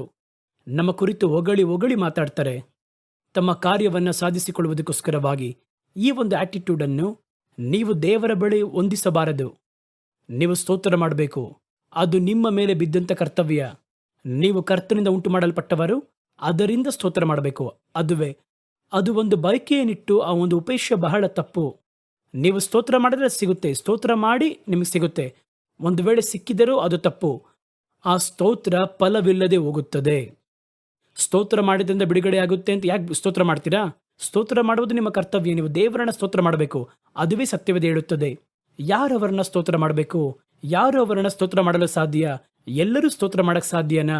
ಎಲ್ಲ ನಕ್ಷತ್ರಗಳು ಸ್ತೋತ್ರ ಮಾಡಕ್ ಸಾಧ್ಯ? ಎಲ್ಲ ಗ್ರಹಗಳು ಸ್ತೋತ್ರ ಮಾಡಕ್ ಸಾಧ್ಯ? ಎಲ್ಲ ಮರಗಳು ಸ್ತೋತ್ರ ಮಾಡಕ್ ಸಾಧ್ಯ? ಎಲ್ಲ ಸಮುದ್ರಗಳು ದೇವರಿಗೆ ಸ್ತೋತ್ರ ಮಾಡಕ್ ಸಾಧ್ಯ? ಎಲ್ಲ ಗಾಳಿಯು ಸ್ತೋತ್ರ ಮಾಡಕ್ ಸಾಧ್ಯ? ಆದರೆ ಎಲ್ಲಾ ಮನುಷ್ಯರು ಸ್ತೋತ್ರ ಮಾಡಕ್ಕಾಗಲ್ಲ. ಏಕೆಂದರೆ ಮನುಷ್ಯರಲ್ಲಿ ಮಾತ್ರವೇ ಪಾಪ ಪ್ರವೇಶ ಮಾಡಿದೆ. ಮನುಷ್ಯರಲ್ಲಿ ಮಾತ್ರವೇ ರಕ್ಷಣೆಯೂ ಪ್ರವೇಶ ಮಾಡಿದೆ. ಹಾಗಾಗಿ ಮನುಷ್ಯರಲ್ಲಿ ಒಳ್ಳೆಯವರು, ದೇವರಿಗೆ ಸೀಮಿತವಾದವರು, ರಕ್ಷಣೆ ಹೊಂದಿದವರೂ ಇದ್ದಾರೆ, ಪಾಪದಲ್ಲಿರುವವರೂ ಇದ್ದಾರೆ, ಎಲ್ಲ ಎರಡರಲ್ಲೂ ಬೆರೆಯಲ್ಪಟ್ಟವರು ಇದ್ದಾರೆ. ಹಾಗಾದರೆ ಇದರಲ್ಲಿ ಮಾತ್ರ ಯಾರು ಸ್ತೋತ್ರ ಮಾಡಬೇಕು ಎನ್ನುವ ಒಂದು ನಿರ್ಬಂಧ ಬರುತ್ತದೆ. ಮತ್ತು ಉಳಿದದಕ್ಕೆ ಯಾವುದಕ್ಕೂ ಬರಲಿಲ್ಲ. ಕರ್ತನಿಂದ ಉಂಟು ಮಾಡಲ್ಪಟ್ಟದ್ದೆಲ್ಲ ಕರ್ತನಿಗೆ ಸ್ತೋತ್ರ ಮಾಡುತ್ತೆ. ಸತ್ಯವೇದ ಹಂಗೆ ಹೇಳುತ್ತೆ. ಒಂದು ವೇಳೆ ನಮಗದು ಅರ್ಥವಾಗದೆ ನಮಗೆ ಕೇಳೋದಿಲ್ಲ, ಶ್ವಾಸವಿರುವುದೆಲ್ಲವೂ ಕರ್ತನನ್ನು ಸ್ತುತಿಸಲಿ.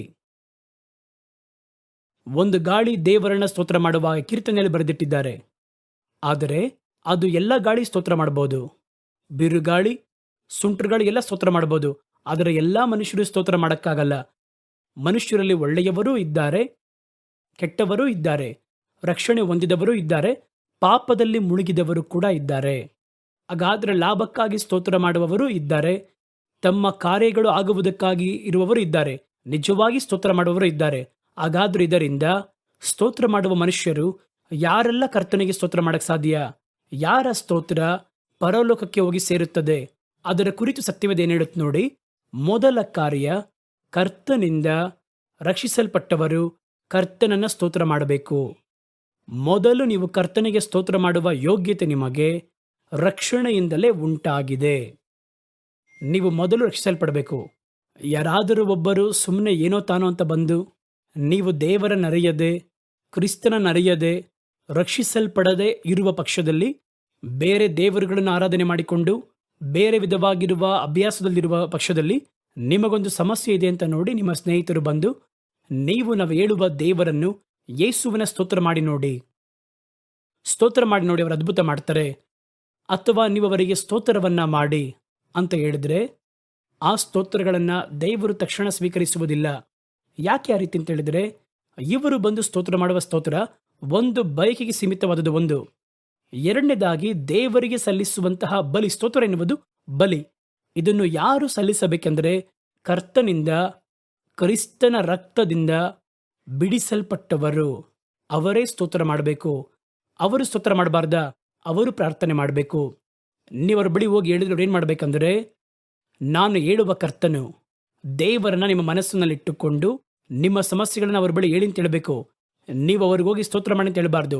ನೀವು ಸ್ತೋತ್ರ ಮಾಡಿ ನೋಡಿ, ನೀವು ಆರಾಧನೆ ಮಾಡಿ ನೋಡಿ ಅಂತ ಹೇಳಬಾರ್ದು. ಪ್ರಾರ್ಥನೆ ಮಾಡಿ ನೋಡಿ ಅಂತ ಹೇಳಬೇಕು. ಸ್ತೋತ್ರ ಎನ್ನುವುದು ದೇವರ ಮಕ್ಕಳಿಗೆ ಸೀಮಿತವಾದದ್ದು. ಒಂದು ಚಿಕ್ಕ ಪ್ರಶ್ನೆ ಕೇಳ್ತೀನಿ ನೋಡಿ. ದೇವಾಲಯದಲ್ಲಿ ದೇವರನ್ನರಿಯದವರು ಹೋಗಿ ಒಳಗೆ ಬಲಿ ಸಮರ್ಪಣೆ ಮಾಡಕ್ಕೆ ಸಾಧ್ಯನಾ? ಅದು ದೇವರ ಮಕ್ಕಳಿಗೆ ಸೀಮಿತವಾದದ್ದು. ಹಾಗಾದರೆ ಸತ್ಯವೇದ ಹೇಳುತ್ತದೆ, ಕರ್ತನಿಂದ ರಕ್ಷಿಸಲ್ಪಟ್ಟವರು ಕರ್ತನನ್ನು ಸ್ತೋತ್ರ ಮಾಡಬೇಕು. ಮತ್ತೊಬ್ಬರು ಪ್ರಾರ್ಥನೆ ಮಾಡ್ಬೋದು. ಒಂದು ವೇಳೆ ನೀವು ಬೇರೆ ಧರ್ಮಕ್ಕೆ ಸೇರಿದ, ಬೇರೆ ಕುಲಕ್ಕೆ ಸೇರಿದ ಒಬ್ಬರು ದೊಡ್ಡ ಸಮಸ್ಯೆಯಲ್ಲಿ ಇರುವುದನ್ನು ನೋಡ್ತೀರಾ, ಅವರಿಗೆ ನೀವು ಯೇಸುವನ್ನು ಪರಿಚಯ ಮಾಡ್ತೀರಾ, ಅವರು ಇನ್ನೂ ಯೇಸುವನ್ನು ಪರಿಪೂರ್ಣವಾಗಿ ಸ್ವೀಕರಿಸಿಲ್ಲ, ತಕ್ಷಣ ನೀವು ಏನು ಮಾಡಿ ಅವರಿಗೂ ಆರಾಧನೆಯನ್ನು ಮಾಡಿ ಅವರನ್ನು ಸ್ತೋತ್ರ ಮಾಡಿ ಅಂತ ಹೇಳಬಾರ್ದು. ಸ್ತೋತ್ರ ಎನ್ನುವುದು ರಕ್ಷಿಸಲ್ಪಟ್ಟವರು ಮಾಡುವಂಥದ್ದು. ಅವರ ಬಳಿ ಏನು ಹೇಳಬೇಕಂದ್ರೆ, ಕರ್ತನನ್ನು ನೋಡಿ ಪ್ರಾರ್ಥನೆ ಮಾಡಿ ನೋಡಿ, ಕರ್ತನು ನಮಗೆ ಅದ್ಭುತ ಮಾಡುವನು, ಅವ್ರನ್ನ ನಂಬಿ ನೋಡಿ, ಆ ರೀತಿ ಹೇಳಬೇಕು. ಸ್ತೋತ್ರ ಎನ್ನುವುದು ಒಂದು ಆರಾಧನೆ. ಸ್ತೋತ್ರ ಎನ್ನುವುದು ದೇವರಿಗೆ ಸಲ್ಲಿಸುವ ಒಂದು ಬಲಿ.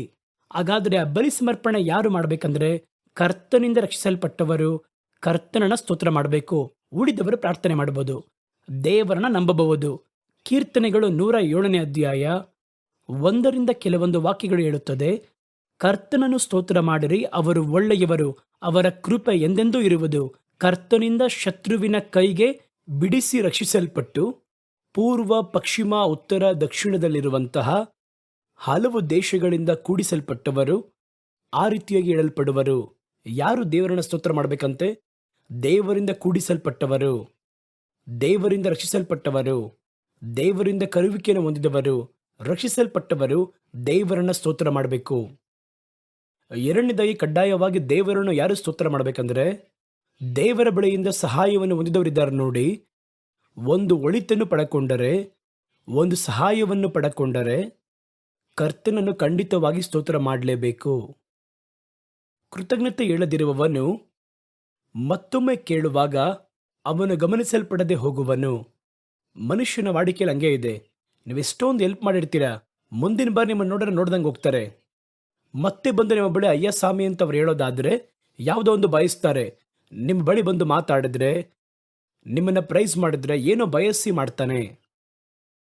ಬಯಸಿದ್ದು ಸಿಕ್ಕಿದ ಕೂಡಲೇ ಇಣಿಕಿ ಕೂಡ ನೋಡೋದಿಲ್ಲ. ಸಹಾಯ ಹೊಂದಿದವರು ಕರ್ತನಿಗೆ ಸ್ತೋತ್ರ ಮಾಡಬೇಕು. ಅದು ಸಹಾಯದ ಮೇಲೆ ಸಹಾಯ ಹೊಂದುವುದಕ್ಕೆ, ನಿಮ್ಮನ್ನ ದಾರಿ ನಡೆಸುವುದಕ್ಕೆ ಸಾಕು. ಹಾಗಾದ್ರೆ ಅವರು ದೇವರನ್ನ ಸ್ತೋತ್ರ ಮಾಡಬೇಕು. ಮೂರನೇದಾಗಿ ಯಾರು ದೇವರಿಗೆ ಸ್ತೋತ್ರ ಮಾಡಕ್ಕೆ ಸಾಧ್ಯ ಅಂದ್ರೆ, ಒಳ್ಳೆಯ ಹೃದಯವನ್ನು ಹೊಂದಿರುವವರು, ಒಳ್ಳೆಯ ಹೃದಯವನ್ನು ಹೊಂದಿರುವವರು, ಕ್ರಮವಾಗಿರುವಂತಹ ವಾಡಿಕೆಯಲ್ಲಿರುವವರು, ಇವರೇ ದೇವರನ್ನ ಸ್ತೋತ್ರ ಮಾಡಕ್ಕೆ ಸಾಧ್ಯ. ಅದಕ್ಕಿಂತ ಮುಂಚಿತವಾಗಿ ನಿಮ್ಮ ಹೃದಯವನ್ನು ನೀವು ಸಿದ್ಧಪಡಿಸಿಕೊಳ್ಳಬೇಕು. ಕೀರ್ತನೆಗಳು 33ನೇ ಅಧ್ಯಾಯ 1ನೇ ವಾಕ್ಯ ಹೇಳುತ್ತದೆ, ನೀತಿವಂತರೇ ಕ್ರಿಸ್ತನಲ್ಲಿ ಸಂತೋಷಿಸಿರಿ, ಸ್ತೋತ್ರ ಮಾಡುವುದು ಒಳ್ಳೆಯವರಿಗೆ ಮಾತ್ರ ಸೀಮಿತ. ಒಳ್ಳೆಯವನಾಗಿದ್ದಾನೆ ನೋಡಿ, ಕರೆಕ್ಟಾಗಿ, ಕ್ರಮವಾಗಿ ಅವರು ದೇವರನ್ನು ಸ್ತೋತ್ರ ಮಾಡುವುದಕ್ಕೆ ಯೋಗ್ಯನು ಎಂದು ಸತ್ಯವೇದ ಬಯಸುತ್ತದೆ. ಮುಂದಿನ ಕಾರ್ಯವನ್ನು ನೋಡಿ, ಬಹಳ ಸಮಯ ಇಲ್ಲ ನಮಗೆ, ವೇಗವಾಗಿ ಹೇಳಿ ಹಾದು ಹೋಗುವುದು ಇಷ್ಟಪಡ್ತೀನಿ. ಮುಂದೆ ಹೇಳುತ್ತದೆ, ಕರ್ತನ ಮನೆಯಲ್ಲಿ ವಾಸ ಮಾಡುವವರೇ ಅವರಿಗೆ ಸ್ತೋತ್ರ ಮಾಡಕ್ ಸಾಧ್ಯ. ಕರ್ತನಿಗೆ ಸೇರಿ ವಾಸ ಮಾಡ್ತಾರೆ ನೋಡಿ, ಅವರು ಮಾಡುವ ಸ್ತೋತ್ರವನ್ನೇ ಪರಲೋಕ ಅಂಗೀಕರಿಸುತ್ತದೆ. ಕರ್ತನು ಹೇಳುತ್ತಾರೆ, ಲೋಕದ ಪರ್ಯಂತರ ಸದಾ ಸರ್ವ ದಿನಗಳಲ್ಲಿಯೂ ನಾನು ನಿನ್ನ ಸಂಗಡ ವಾಸ ಮಾಡುತ್ತೇನೆ. ನಾವು ಹೋಗಿ ಕರ್ತನ ಮನೆಯಲ್ಲಿ ವಾಸ ಮಾಡೋಕ್ಕಾಗಲ್ಲ, ಆದರೆ ನಮ್ಮ ಹೃದಯವಾಗಿರುವ ಮನೆಯಲ್ಲಿ ಕರ್ತನು ಬಂದು ವಾಸ ಮಾಡುತ್ತಾರೆ. ಅವರೇ ಕರ್ತನನ್ನು ಸ್ತೋತ್ರ ಮಾಡಕ್ ಸಾಧ್ಯ. ಕೀರ್ತನೆಗಳು 84ನೇ ಅಧ್ಯಾಯ 4ನೇ ವಾಕ್ಯ ಹೇಳುತ್ತದೆ ನೋಡಿ, ನಿಮ್ಮ ಮನೆಯಲ್ಲಿ ವಾಸ ಮಾಡುವವರು ಭಾಗ್ಯವಂತರು, ಅವರು ಯಾವಾಗಲೂ ನಿಮಗೆ ಸ್ತೋತ್ರ ಮಾಡುವವರು. ಹಾಗಾದ್ರೆ ಯಾರ್ಯಾರ ಸ್ತೋತ್ರ ಮಾಡಕ್ ಸಾಧ್ಯ? ಒಳ್ಳೆಯ ಹೃದಯ ಇರುವವನಿಗೆ ಸ್ತೋತ್ರ ಮಾಡಕ್ ಸಾಧ್ಯ. ಅವರೇ ಸ್ತೋತ್ರ ಮಾಡಬೇಕು. ಸಹಾಯ ಹೊಂದಿರುವವರು ಖಂಡಿತವಾಗಿ ಕರ್ತನಿಗೆ ಸ್ತೋತ್ರ ಮಾಡಬೇಕು. ಆಗ ಮಾತ್ರವೇ ಸಹಾಯದ ಮೇಲೆ ಸಹಾಯ ಹೊಂದಲು ಸಾಧ್ಯ. ಕರ್ತನ ರಕ್ತದಿಂದ ಬಿಡಿಸಲ್ಪಟ್ಟಂತಹ ದೇವರ ಮಕ್ಕಳೇ ಅವರಿಗೆ ಸ್ತೋತ್ರ ಮಾಡಬೇಕು. ಉಳಿದವರು ಪ್ರಾರ್ಥನೆ ಮಾಡಬಹುದು. ಆದರೆ ಅವರ ಸ್ತೋತ್ರ ನಿಜವಾಗಿಯೂ ಪರಲೋಕ ಸ್ವೀಕರಿಸಬೇಕೆಂದರೆ ನೀವು ಕರ್ತನಿಂದ ಬಿಡಿಸಲ್ಪಟ್ಟವರಾಗಿ ಇರಬೇಕು. ಸತ್ತವರು, ಮೌನದಲ್ಲಿರುವವರು ಅವರನ್ನು ಸ್ತೋತ್ರ ಮಾಡುವುದಿಲ್ಲ. ಕೆಲವರನ್ನು ನೋಡೋದಾದರೆ, ಅದೆಲ್ಲ ನನಗೆ ಪ್ರೈಸಿಂಗ್ ಎಲ್ಲ ಏನು ಇಷ್ಟ ಆಗಲ್ಲ, ದೇವರನ್ನು ಘನಪಡಿಸುವುದು, ಮಹಿಮೆ ಪಡಿಸುವುದು, ಸ್ತೋತ್ರ ಮಾಡುವುದು ನನಗೆ ಇಷ್ಟ ಆಗಲ್ಲ. ಚೆನ್ನಾಗಿ ಬೈಬಲ್ ಓದ್ತೇನೆ, ನನಗದು ಬಹಳ ಇಷ್ಟ. ಸಭೆ ಕೂಟಗಳಲ್ಲಿ ಭಾಗವಹಿಸುತ್ತೇನೆ, ಪ್ರಸಂಗ ಸಮಯದಲ್ಲಿ ಮಾತ್ರ ಭಾಗವಹಿಸಲು ಇಷ್ಟ ಅಂತ ಹೇಳ್ತಾರೆ. ಸ್ತೋತ್ರ ಮಾಡುವುದು ನನಗೆ ಇಷ್ಟ ಇಲ್ಲ ಅಂತ ಹೇಳ್ತಾರೆ. ಸ್ತೋತ್ರ ಮಾಡುವುದರಲ್ಲಿ ಆಸಕ್ತಿ ಇಲ್ಲ. ಮನೆಯಲ್ಲಿ ಕುಳಿತು ಸ್ತೋತ್ರ ಮಾಡಿದರೂ ಕೂಡ 1 ನಿಮಿಷ ಸ್ತೋತ್ರ ಮಾಡಿ ಪ್ರಾರ್ಥನೆ ಒಳಗೆ ಹೋಗ್ತೀನಿ. ಈ ಸ್ತೋತ್ರ ಮಾಡುವುದೇನುವುದು ವೇಸ್ಟ್ ಆಗಿ ಕಾಣಿಸುತ್ತೆ ಅಂತ ಕೆಲವರು ಹೇಳ್ತಾರೆ. ಅದರ ಗುರುತೇನು ಗೊತ್ತಾ? ಅವನು ಪಾಪದಲ್ಲಿ ಸತ್ತಿದ್ದಾನೆ. ಸತ್ತವನಿಂದ ಸ್ತೋತ್ರ ಮಾಡಕ್ಕಾಗಲ್ಲ. ಅವನ ಆತ್ಮ ಮೌನದಲ್ಲಿ ಇಳಿಯುವಂತದಾಗಿದೆ. ಆದ್ದರಿಂದ ಸ್ತೋತ್ರ ಮಾಡಕ್ಕಾಗಲ್ಲ. ಕೀರ್ತನೆಗಳು 115:17 ಹೇಳುತ್ತದೆ, ಸತ್ತವರು, ಮೌನದಲ್ಲಿ ಇಳಿಯುವವರು ಅನೇಕರು ಕರ್ತನನ್ನ ಸ್ತೋತ್ರ ಮಾಡುವುದಿಲ್ಲ. ಇದು ಗುರುತು. ಒಬ್ಬನು ದೇವರಿಗೆ ಸ್ತೋತ್ರ ಮಾಡಲಿಲ್ಲ, ಸ್ತೋತ್ರದಲ್ಲಿ ಅವನಿಗೆ ಇಷ್ಟ ಇಲ್ಲ, ಸ್ತೋತ್ರದಲ್ಲಿ ಅವನಿಗೆ ಸಂತೋಷ ಉಂಟಾಗಲಿಲ್ಲ ಅಂದ್ರೆ ಅವನೊಳಗೊಳಗೆ ತನ್ನ ಹೃದಯದಲ್ಲಿ ಪಾಪದಲ್ಲಿ ಸತ್ತು ಹೋಗಿದ್ದಾನೆ ಎಂಬುದಾಗಿ ಅರ್ಥ. ಒಂದು ವೇಳೆ ನನಗೆ ಸ್ತೋತ್ರ ಮಾಡಕ್ಕಾಗ್ತಿಲ್ಲ, ಸ್ತೋತ್ರದಲ್ಲಿ ನನಗೆ ಗಮನ ಹರಿಸಕ್ಕಾಗ್ತಾ ಇಲ್ಲ ಎಂಬುದಾಗಿ ಹೇಳುವುದಾದರೆ ನನ್ನ ಹೃದಯದಲ್ಲಿ ಮರಣಕ್ಕೆ ಸೀಮಿತವಾದ ಮರಣ ವಾಸನೆ ಯಾವುದೋ ಒಂದು ಬಂದಿದೆ ಅಂತ ಅರ್ಥ. ಅಂಥವರೇ ದೇವರನ್ನು ಸ್ತೋತ್ರ ಮಾಡಕ್ಕಾಗಲ್ಲ ಎಂದು ಸತ್ಯವೇದ ಹೇಳುತ್ತದೆ. ಯಾವ ರೀತಿ ದೇವರಿಗೆ ಸ್ತೋತ್ರ ಮಾಡಬೇಕು? ಅದಕ್ಕೆ ಸತ್ಯವೇದದಲ್ಲಿ ಕೆಲವೊಂದು ಕಾರ್ಯ ಹೇಳ್ತಾರೆ ನೋಡಿ. ಕೀರ್ತನೆಗಳು 22ನೇ ಅಧ್ಯಾಯ 22, ದೇವರ ನಾಮವನ್ನು, ನಿಮ್ಮ ನಾಮವನ್ನು ನನ್ನ ಸಹೋದರರಿಗೆ ತಿಳಿಸಿ ಸಭೆಯ ಮಧ್ಯದಲ್ಲಿ ಸ್ತೋತ್ರ ಮಾಡುತ್ತೇನೆ. ನಾನು ಮೊದಲು ನನ್ನ ಸಹೋದರರಿಗೆ ನಿಮ್ಮ ಪ್ರೀತಿಯನ್ನು ಹೇಳುತ್ತೇನೆ, ನಿಮ್ಮ ಕುರಿತು ನಾನು ಹೇಳುತ್ತೇನೆ, ಆಗ ಸಭೆಗೆ ಬಂದು ಕರ್ತನನ್ನು ಸ್ತೋತ್ರ ಮಾಡ್ತೇನೆ. ಎಷ್ಟು ಮಂದಿ ನಾನು ಮಾಡ್ತೀವಿ ಯೋಚನೆ ಮಾಡಿ ನೋಡಿ. ನೇರವಾಗಿ ಮುಂಜಾನೆ ಎದ್ದು ಮುಖವನ್ನು ತೊಳೆದು ಪೌಡರ್ ಹಾಕಿ ಚರ್ಚಲ್ಲಿ ಸಭೆಯಲ್ಲಿ ನಿಂತು ಆರಾಧನೆ ಮಾಡ್ತೀವಿ. ಆ ವಾರದಲ್ಲಿ ಅಟ್ಲೀಸ್ಟ್ ಯಾರಿಗಾದರೂ ಕರ್ತನ ಬಗ್ಗೆ ನೀವು ಹೇಳಿದ್ದೀರಾ? ಸತ್ಯವೇದ ಹೇಳುತ್ತದೆ, ನಿಮ್ಮ ನಾಮವನ್ನು ನನ್ನ ಸಹೋದರರಿಗೆ, ನನ್ನ ಜನಗಳಿಗೆ, ದೇಶಕ್ಕೆ ಯಾರಾದರೂ ಒಬ್ರಿಗಾದರೂ ನೀವು ಹೇಳಿ ಅನಂತರ ಸಭೆಯಲ್ಲಿ ಬಂದು ಕರ್ತನನ್ನು ಸ್ತೋತ್ರ ಮಾಡಬೇಕು. ಅದನ್ನು ಒಂದು ನಿಯಮದಂತೆ ಹೇಳ್ತಾರೆ. ನಿಮ್ಮ ನಾಮವನ್ನು ನನ್ನ ಸಹೋದರರಿಗೆ ತಿಳಿಸಿ ಅದರ ನಂತರ ಸಭೆಯ ನಡುವೆ ಬಂದು ನಿಮಗೆ ಸ್ತೋತ್ರ ಮಾಡ್ತೇನೆ. ಅದುವೇ ಸರಿಯಾದ ಸ್ತೋತ್ರ ಎಂದು ಅವರು ಹೇಳ್ತಾರೆ. 2ನೇ ಕಾರ್ಯವನ್ನು ನೋಡಿ, ಅರಿಕೆಗಳನ್ನು ಮಾಡಿ. ಅರಿಕೆ ಅಂದರೆ ಒಂದು ಹಣದಲ್ಲಿ ನಿಲ್ಲಬಾರದು. ಸಮೀಪ ಕಾಲದಲ್ಲಿ ಕರ್ತನ ಮಕ್ಕಳ ಮನೋಭಾವನೆ, ಲೋಕದಲ್ಲಿರುವಂತಹ ಮನೋಭಾವನೆ ಹಣದಿಂದ ಏನ್ ಬೇಕಾದ್ರೂ ಸಾಧಿಸಬಹುದು ಎಂಬುದಾಗಿ ಭಾವಿಸುವುದೇ. ಒಂದು ಆಫೀಸರ್ ಸೈನ್ ಹಾಕ್ಲಿಲ್ವಾ, ಸರಿ ಅವರಿಗೆ ಹಣವನ್ನು ಕೊಟ್ಟರೆ ಸೈನ್ ಹಾಕ್ತಾರೆ. ಒಂದು ಕಾರ್ಯ ನಮಗೆ ನಡೀಲಿಲ್ವಾ, ಕಾಸು ಕೊಟ್ಟರೆ ನಮಗೆ ಸೈನ್ ಹಾಕ್ತಾರೆ, ಆ ಕಾರ್ಯ ನಡೆಯುತ್ತದೆ ಎನ್ನುವ ಮನೋಭಾವನೆ ನಮ್ಮೊಳಗೆ ಲೋಕದಲ್ಲಿ ಸಾಮಾನ್ಯವಾದ ಮನೋಭಾವನೆಯಂತೆ ಸಮೀಪ ಕಾಲದಲ್ಲಿ ನಮಗೆ ಕಳಿಸಲ್ಪಟ್ಟಿದೆ. ಹಣದಿಂದ ಸಾಧಿಸಬಹುದು. ಇದೇ ಭಾವನೆ ಕರ್ತನ ಬಳಿಯಲ್ಲಿ ಹೋಗುತ್ತದೆ. ಒಂದು ತಪ್ಪು ಮಾಡಿ ಕಾಣಿಕೆಯನ್ನು ಹಾಕ್ತೀವಿ, ಹಣವನ್ನು ಹಾಕ್ತೀವಿ. ಅರಿಕೆ ಎನ್ನುವುದು ಬರೀ ಹಣ, ಕಾಸು, ಅದ್ರ ಬಗ್ಗೆ ಸೂಚನೆ ಮಾಡ್ತಿಲ್ಲ. ಕರ್ತನ ಬಳಿ ಏನೆಲ್ಲ ಅರಿಕೆ ಮಾಡುತ್ತೀರೋ ಯೋಚನೆ ಮಾಡಿ ನೋಡಿ. ದೇವರೇ, ನಾನು ನಿಮ್ಮ ಮಾತನ್ನು ಒಂದು ವಾರದಲ್ಲಿ ಒಬ್ಬರಿಗಾದರೂ ಹೇಳುತ್ತೇನೆ, ಅರಿಕೆ ಮಾಡಿರ್ತೀರಾ? ಒಂದು ತಿಂಗಳಲ್ಲಿ ಇಷ್ಟು ಗಂಟೆಗಳ ಕಾಲ ನಿಮ್ಮ ಪಾದದಲ್ಲಿ ನಾನು ಪ್ರಾರ್ಥನೆ ಮಾಡಿರ್ತೇನೆ, ಒಂದು ಅರಿಕೆ ಮಾಡಿರ್ತೀರಾ? ಒಂದು ಪರಿಸ್ಥಿತಿ ಎದುರಾದಾಗ ಏನೇನೋ ಹೇಳಿ ನೀವು ಅರಿಕೆ ಮಾಡಿ ಇರ್ತೀರಾ? ಆ ಅರಿಕೆಗಳನ್ನು ನೆನಪು ಮಾಡಿಕೊಂಡು ಅರಿಕೆಗಳನ್ನು ನೆರವೇರಿಸಿ ಅದರ ನಂತರ ನೀವು ದೇವರಿಗೆ ಸ್ತೋತ್ರ ಮಾಡಬೇಕು. ಅರಿಕೆ ಎನ್ನುವುದು ಬರೀ ಕಾಣಿಕೆ ಕೊಡುವುದಲ್ಲ. ಕೆಲವರು ಹೇಳ್ತಾರೆ, ದೇವರೇ ನನ್ನ ಗುಣಪಡಿಸಿದರೆ ₹500 ತಂದು ಕಾಣಿಕೆಯ ಪೆಟ್ಟಿಗೆಯಲ್ಲಿ ಈ ವಾರ ಹಾಕ್ತೀನಿ ಅಂತ ಹೇಳ್ತಾರೆ. ನಿಮ್ಮ ₹500 ಪರಲೋಕದಲ್ಲಿ ಹೋಗುತ್ತಾ? ನಿಮ್ಮ ₹500 ಅಮೆರಿಕದಲ್ಲೇ ಹೋಗಲ್ಲಲ್ವಾ? ಕರ್ತನು ಬಂದು ಹಣವನ್ನು ನೋಡಿ ಯಾಮಾರುವವರಲ್ಲ. ನಾವು ಮಾಡುವ ತಪ್ಪನ್ನ ಮಾಡಿ ಪ್ರಾಯಶ್ಚಿತ್ತವಾಗಿ ಹಣವನ್ನು ತಂದಾಕಿದ್ರೆ ಸರಿಯಾಗಲ್ಲ ಅದು. ಕರ್ತನು ಹೇಳುವ ಅರಿಕೆ ಎನ್ನುವುದು ಅದು ಕಾಸಲ್ಲ. ನಿಮ್ಮ ಜೀವನದಲ್ಲಿ ಹಲವು ಅರಿಕೆಗಳನ್ನು ಮಾಡಿರ್ತೀರಾ. ಅರಿಕೆಗಳನ್ನ ಮಾಡಿ ಕರ್ತನಿಗೆ ಸ್ತೋತ್ರ ಮಾಡಿ. ಕೀರ್ತನೆಗಳು 22ನೇ ಅಧ್ಯಾಯ 25ನೇ ವಾಕ್ಯ ಹೇಳುತ್ತದೆ, ಮಹಾಸಭೆಯಲ್ಲಿ ನಿಮಗೆ ಸ್ತೋತ್ರ ಮಾಡುತ್ತೇನೆ, ಅವರಿಗೆ ಭಯಪಡುವವರ ಮುಂದೆ ನನ್ನ ಅರಿಕೆಗಳನ್ನು ಮಾಡುತ್ತೇನೆ. ಕೀರ್ತನೆಗಳು 96:8 ಹೇಳುತ್ತದೆ, ದೇವರಿಗೆ ಅವರ ನಾಮಕ್ಕೆ ತಕ್ಕ ಮಹಿಮೆಯನ್ನು ಸಲ್ಲಿಸಿ ಕಾಣಿಕೆಗಳನ್ನು ತಂದು ಅವರ ಪ್ರಕಾರಗಳಲ್ಲಿ ಪ್ರವೇಶ ಮಾಡಿರಿ. ಹಾಗಾದರೆ ಕಾಣಿಕೆಯನ್ನು ಸಲ್ಲಿಸುತ್ತಾರೆ, ಅರಿಕೆಗಳನ್ನು ಮಾಡುತ್ತಾರೆ. ಮುಂದಿನ ಕಾರ್ಯವನ್ನು ನೋಡಿ, ದೇವರನ್ನ ಹೇಗೆ ಸ್ತೋತ್ರ ಮಾಡಬೇಕು? ದೇವರ ನಾಮವನ್ನು ಪ್ರಸ್ತಾಪ ಮಾಡಿ ಸ್ತೋತ್ರ ಮಾಡ್ರಿ. ಬರೀ ಸ್ತೋತ್ರ ಸ್ತೋತ್ರ ಸ್ತೋತ್ರ ಎನ್ನುವ ಪದದಲ್ಲಿ ನೀವು ದೇವರಿಗೆ ಸ್ತೋತ್ರ ಮಾಡಿದ್ರಿ ಅಂತ ಅಂದ್ಕೊಂಡ್ರೆ ಅದು ತಪ್ಪು. ಆ ಸ್ತೋತ್ರದಲ್ಲಿ ಒಂದು ಅರ್ಥವಿರಬೇಕು. ಕೆಲವು ಕಡೆ ನೋಡಿದ್ದೇನೆ, ಅದು ಒಂದು ಮಂತ್ರ ಹೇಳಿದಂತೆ ಸ್ತೋತ್ರ ಸ್ತೋತ್ರ ಸ್ತೋತ್ರ ಸ್ತೋತ್ರ ಅಂತ ಹೇಳ್ತಾನೆ ಇರ್ತಾರೆ. ಏನು ಸ್ತೋತ್ರ? ಯಾತಕ್ಕಾಗಿ ಸ್ತೋತ್ರ? ಯಾರಿಗೆ ಸ್ತೋತ್ರ? ಯಾಕೆ? ಹಾಗಾದರೆ ಅದು ಅರ್ಥವುಳ್ಳದಾಗಿರಬೇಕು. ಹಾಗಾದರೆ ಕರ್ತನ ನಾಮವನ್ನು ಪ್ರಸ್ತಾಪ ಮಾಡಿ ಅವರಿಗೆ ಸ್ತೋತ್ರ ಮಾಡಬೇಕು. ಕೀರ್ತನೆಗಳು 45:17 ಹೇಳುತ್ತದೆ, ನಿಮ್ಮ ನಾಮವನ್ನು ಎಲ್ಲ ತಲೆಮಾರುಗಳಲ್ಲಿಯೂ ಪ್ರಸ್ತಾಪ ಮಾಡುತ್ತೇನೆ, ಇದರ ನಿಮಿತ್ತವಾಗಿ ಜನಗಳು ನಿಮ್ಮನ್ನು ಯಾವಾಗಲೂ ಸರ್ವದಿನಗಳಲ್ಲಿಯೂ ಸ್ತೋತ್ರ ಮಾಡುತ್ತಾರೆ. ಹಾಗಾದರೆ ಕರ್ತನ ಪ್ರಸ್ತಾಪವನ್ನ ಹೇಳಿ ಕರ್ತನಿಗೆ ಸ್ತೋತ್ರ ಮಾಡಬೇಕು. ಹಾಗಾದರೆ ಇಂಥ ಸ್ತೋತ್ರಗಳಲ್ಲಿಯೇ ಕರ್ತನು ಪ್ರಿಯರಾಗಿದ್ದಾರೆ. ಹಾಗಾದರೆ ಸ್ತೋತ್ರ ಎನ್ನುವುದು ಎಲ್ಲರೂ ಮಾಡೋಕ್ಕಾಗಲ್ಲ. ನೀವೆಲ್ಲ ಅಂದುಕೊಳ್ಳುವ ಹಾಗೆ ಒಂದೆರಡು ಹಾಡಾಡಿ, ಸ್ವಲ್ಪ ಹೊತ್ತು ಕೈ ತಟ್ಟಿ, ಸ್ವಲ್ಪ ಹೊತ್ತು ದೇವರನ್ನ ಸ್ತೋತ್ರ ಮಾಡಿ ಪುಸ್ತಕ ಎಲ್ಲ ಹಾಕಿದ್ದಾರೆ ಇವಾಗ. ಆ ಪುಸ್ತಕವನ್ನು ಇಟ್ಕೊಂಡು ನಾನು ತಪ್ಪಾಗಿ ಹೇಳ್ತಾ ಇಲ್ಲ. ಹೊಸ ವಿಶ್ವಾಸಿಗಳಿಗೆ ಒಂದು ವೇಳೆ ದಾರಿ ತೋರಿಸ್ಬೋದು. ಆದರೆ ನೀವು 1000 ಸ್ತೋತ್ರ ಬಲಿ, 10,000 ಸ್ತೋತ್ರ ಬಲಿ ಅಂತಿಟ್ಟು ಓದಿ ಓದಿ ಓದಿ ಸ್ತೋತ್ರ ಮಾಡಿ ಅದರಲ್ಲಿಯೇ ಕಾಲವನ್ನು ಕಳೆಯುತ್ತಿದ್ದರೆ ಅದು ಸರಿಯಾದದ್ದಲ್ಲ. ಕರ್ತನಿಗೆ ಮಾಡುವ ಯಾವುದು ನಿಮ್ಮ ಮನದಿಂದ ಬರಬೇಕು, ಮನಪೂರ್ವಕವಾಗಿ ಬರಬೇಕು. ಮೊದಲು ನಾವು ಆರಂಭ ಕ್ರೈಸ್ತರಿಗೆ ಯಾವ ರೀತಿ ಸ್ತೋತ್ರ ಮಾಡಬೇಕು ಅಂತ ಗೊತ್ತಿಲ್ಲ. ಆದ್ದರಿಂದ ಬರೆದಿಟ್ಟು ಸ್ತೋತ್ರ ಮಾಡಿದ್ರು. ಒಂದು ಕಾಲದಲ್ಲಿ ಕ್ರೈಸ್ತ ಧರ್ಮ ಭಾರತಕ್ಕೆ ಬಂದಾಗ ವಿದ್ಯಾರ್ಹತೆ ಉಳ್ಳವರು ಬಹಳ ಕಡಿಮೆ. ಅವರಿಗೆ ಸರಿಯಾಗಿ ಪ್ರಾರ್ಥನೆ ಮಾಡಕ್ಕೆ ಬರಲ್ಲ. ಆದ್ದರಿಂದ ಹೆಂಗ್ ಪ್ರಾರ್ಥನೆ ಮಾಡಬೇಕು ಎಂಬುದಾಗಿ ಒಂದು ಫಾರ್ಮೆಟ್ ಹಾಕ್ಕೊಟ್ರು. ಈ ಭಾನುವಾರ ಹೆಂಗ್ ಪ್ರಾರ್ಥನೆ ಮಾಡಬೇಕು, ಈ ಕಾರ್ಯಕ್ಕೆ ಹೆಂಗೆ ಪ್ರಾರ್ಥನೆ ಮಾಡಬೇಕು ಅಂತ ಒಂದು ಫಾರ್ಮೆಟ್ ಹಾಕ್ಕೊಟ್ರು. ನಾವು ಕರ್ತನಲ್ಲಿ ಬೆಳೆದಿದ್ದೇವೆ.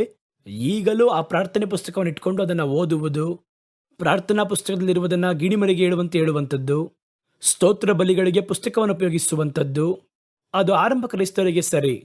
ಏನು ಹೇಳಿ ಸ್ತೋತ್ರ ಮಾಡಬೇಕು ಗೊತ್ತಿಲ್ಲ, ಒಂದು ಪ್ಯಾಟರ್ನ್ ಬೇಕು ನಮಗೆ. ಆದರೆ ಯಾವಾಗಲೂ ಅದನ್ನು ಕೈಗೊಳ್ಳುತ್ತಾ ಇರಬಾರದು.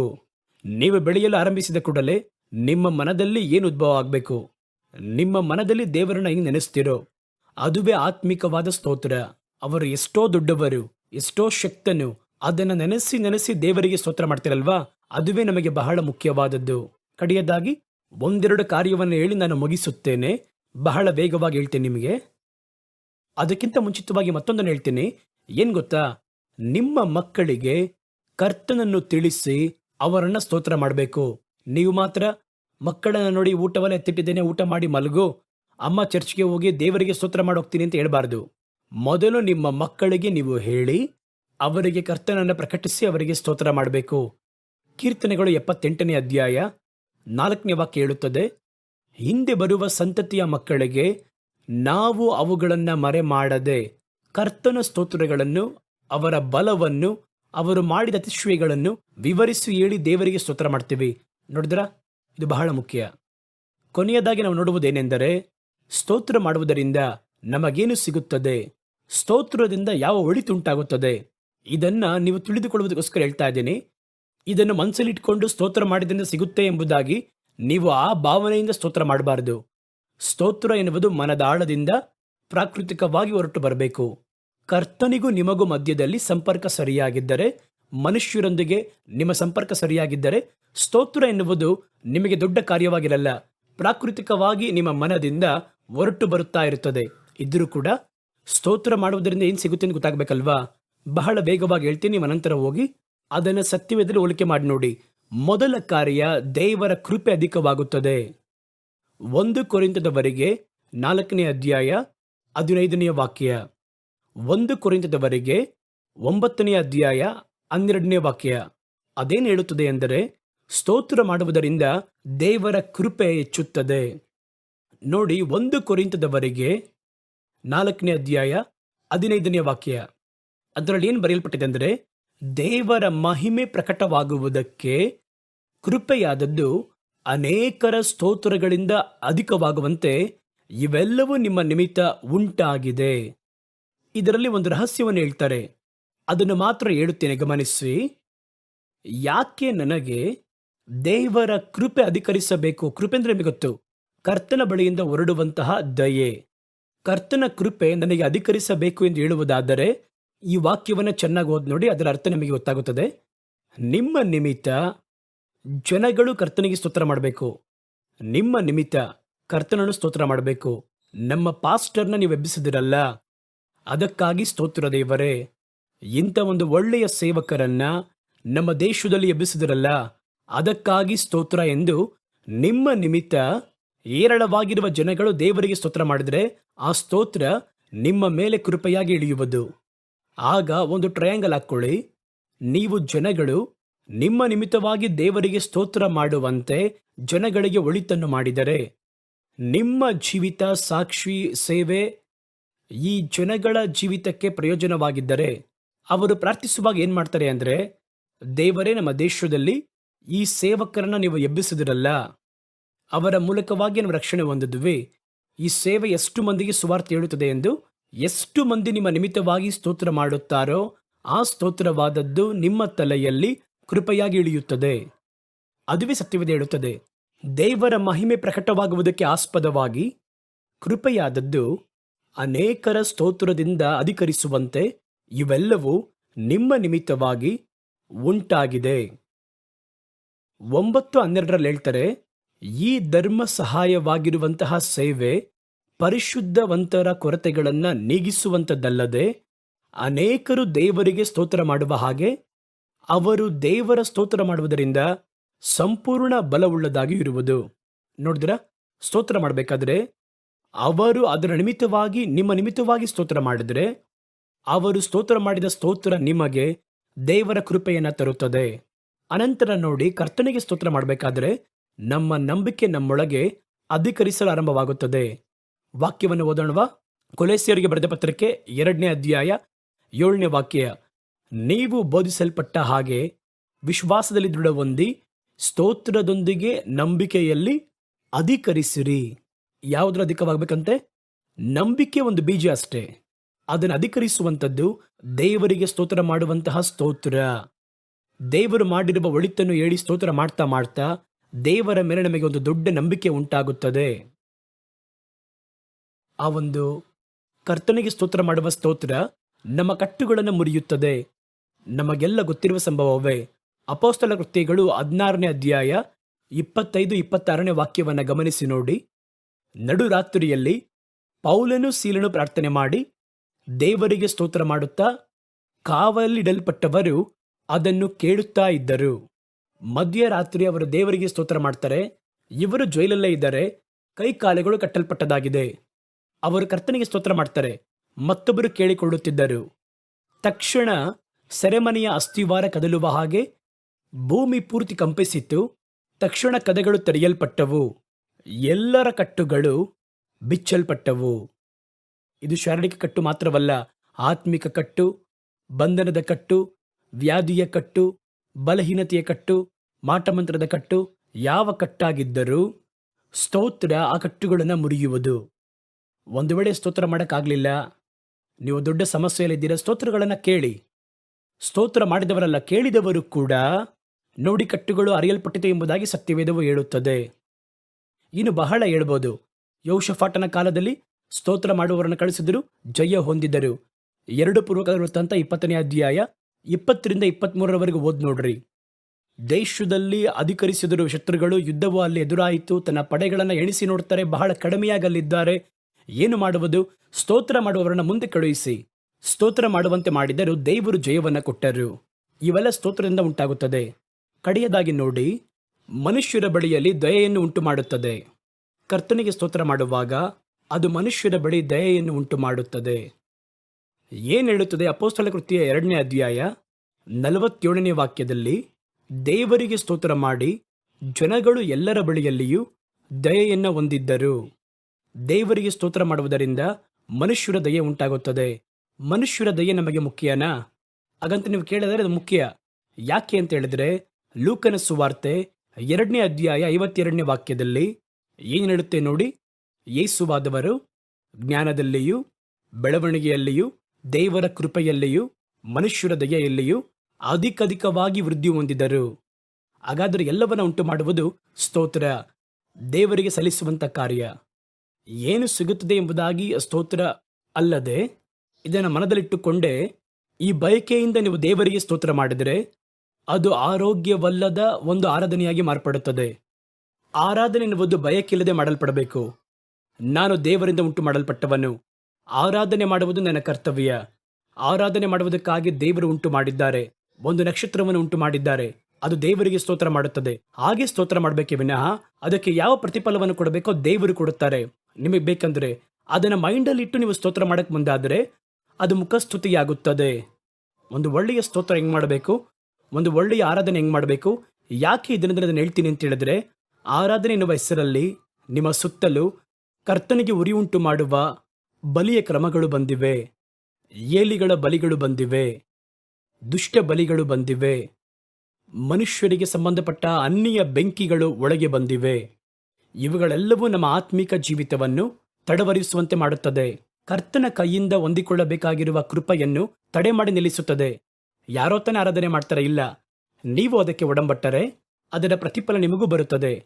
ಆದ್ದರಿಂದ ಒಳ್ಳೆಯ ಸ್ತೋತ್ರವನ್ನು ಮಾಡಿ, ಚೆನ್ನಾಗಿ ದೇವರಿಗೆ ಸ್ತೋತ್ರ ಮಾಡಿ, ನಿಜವಾಗಿಯೂ ದೇವರಿಗೆ ಸ್ತೋತ್ರ ಮಾಡುವಂಥ ಮಕ್ಕಳೊಂದಿಗೆ ನಿಮ್ಮ ಐಕ್ಯವನ್ನು ಇಟ್ಟುಕೊಂಡು ದೇವರಿಗೆ ಸ್ತೋತ್ರ ಮಾಡಿ, ನಿಮ್ಮ ಆರಾಧನೆ ಒಂದು ದಿನವೂ ಲಜ್ಜೆಗೆಡುವುದಿಲ್ಲ.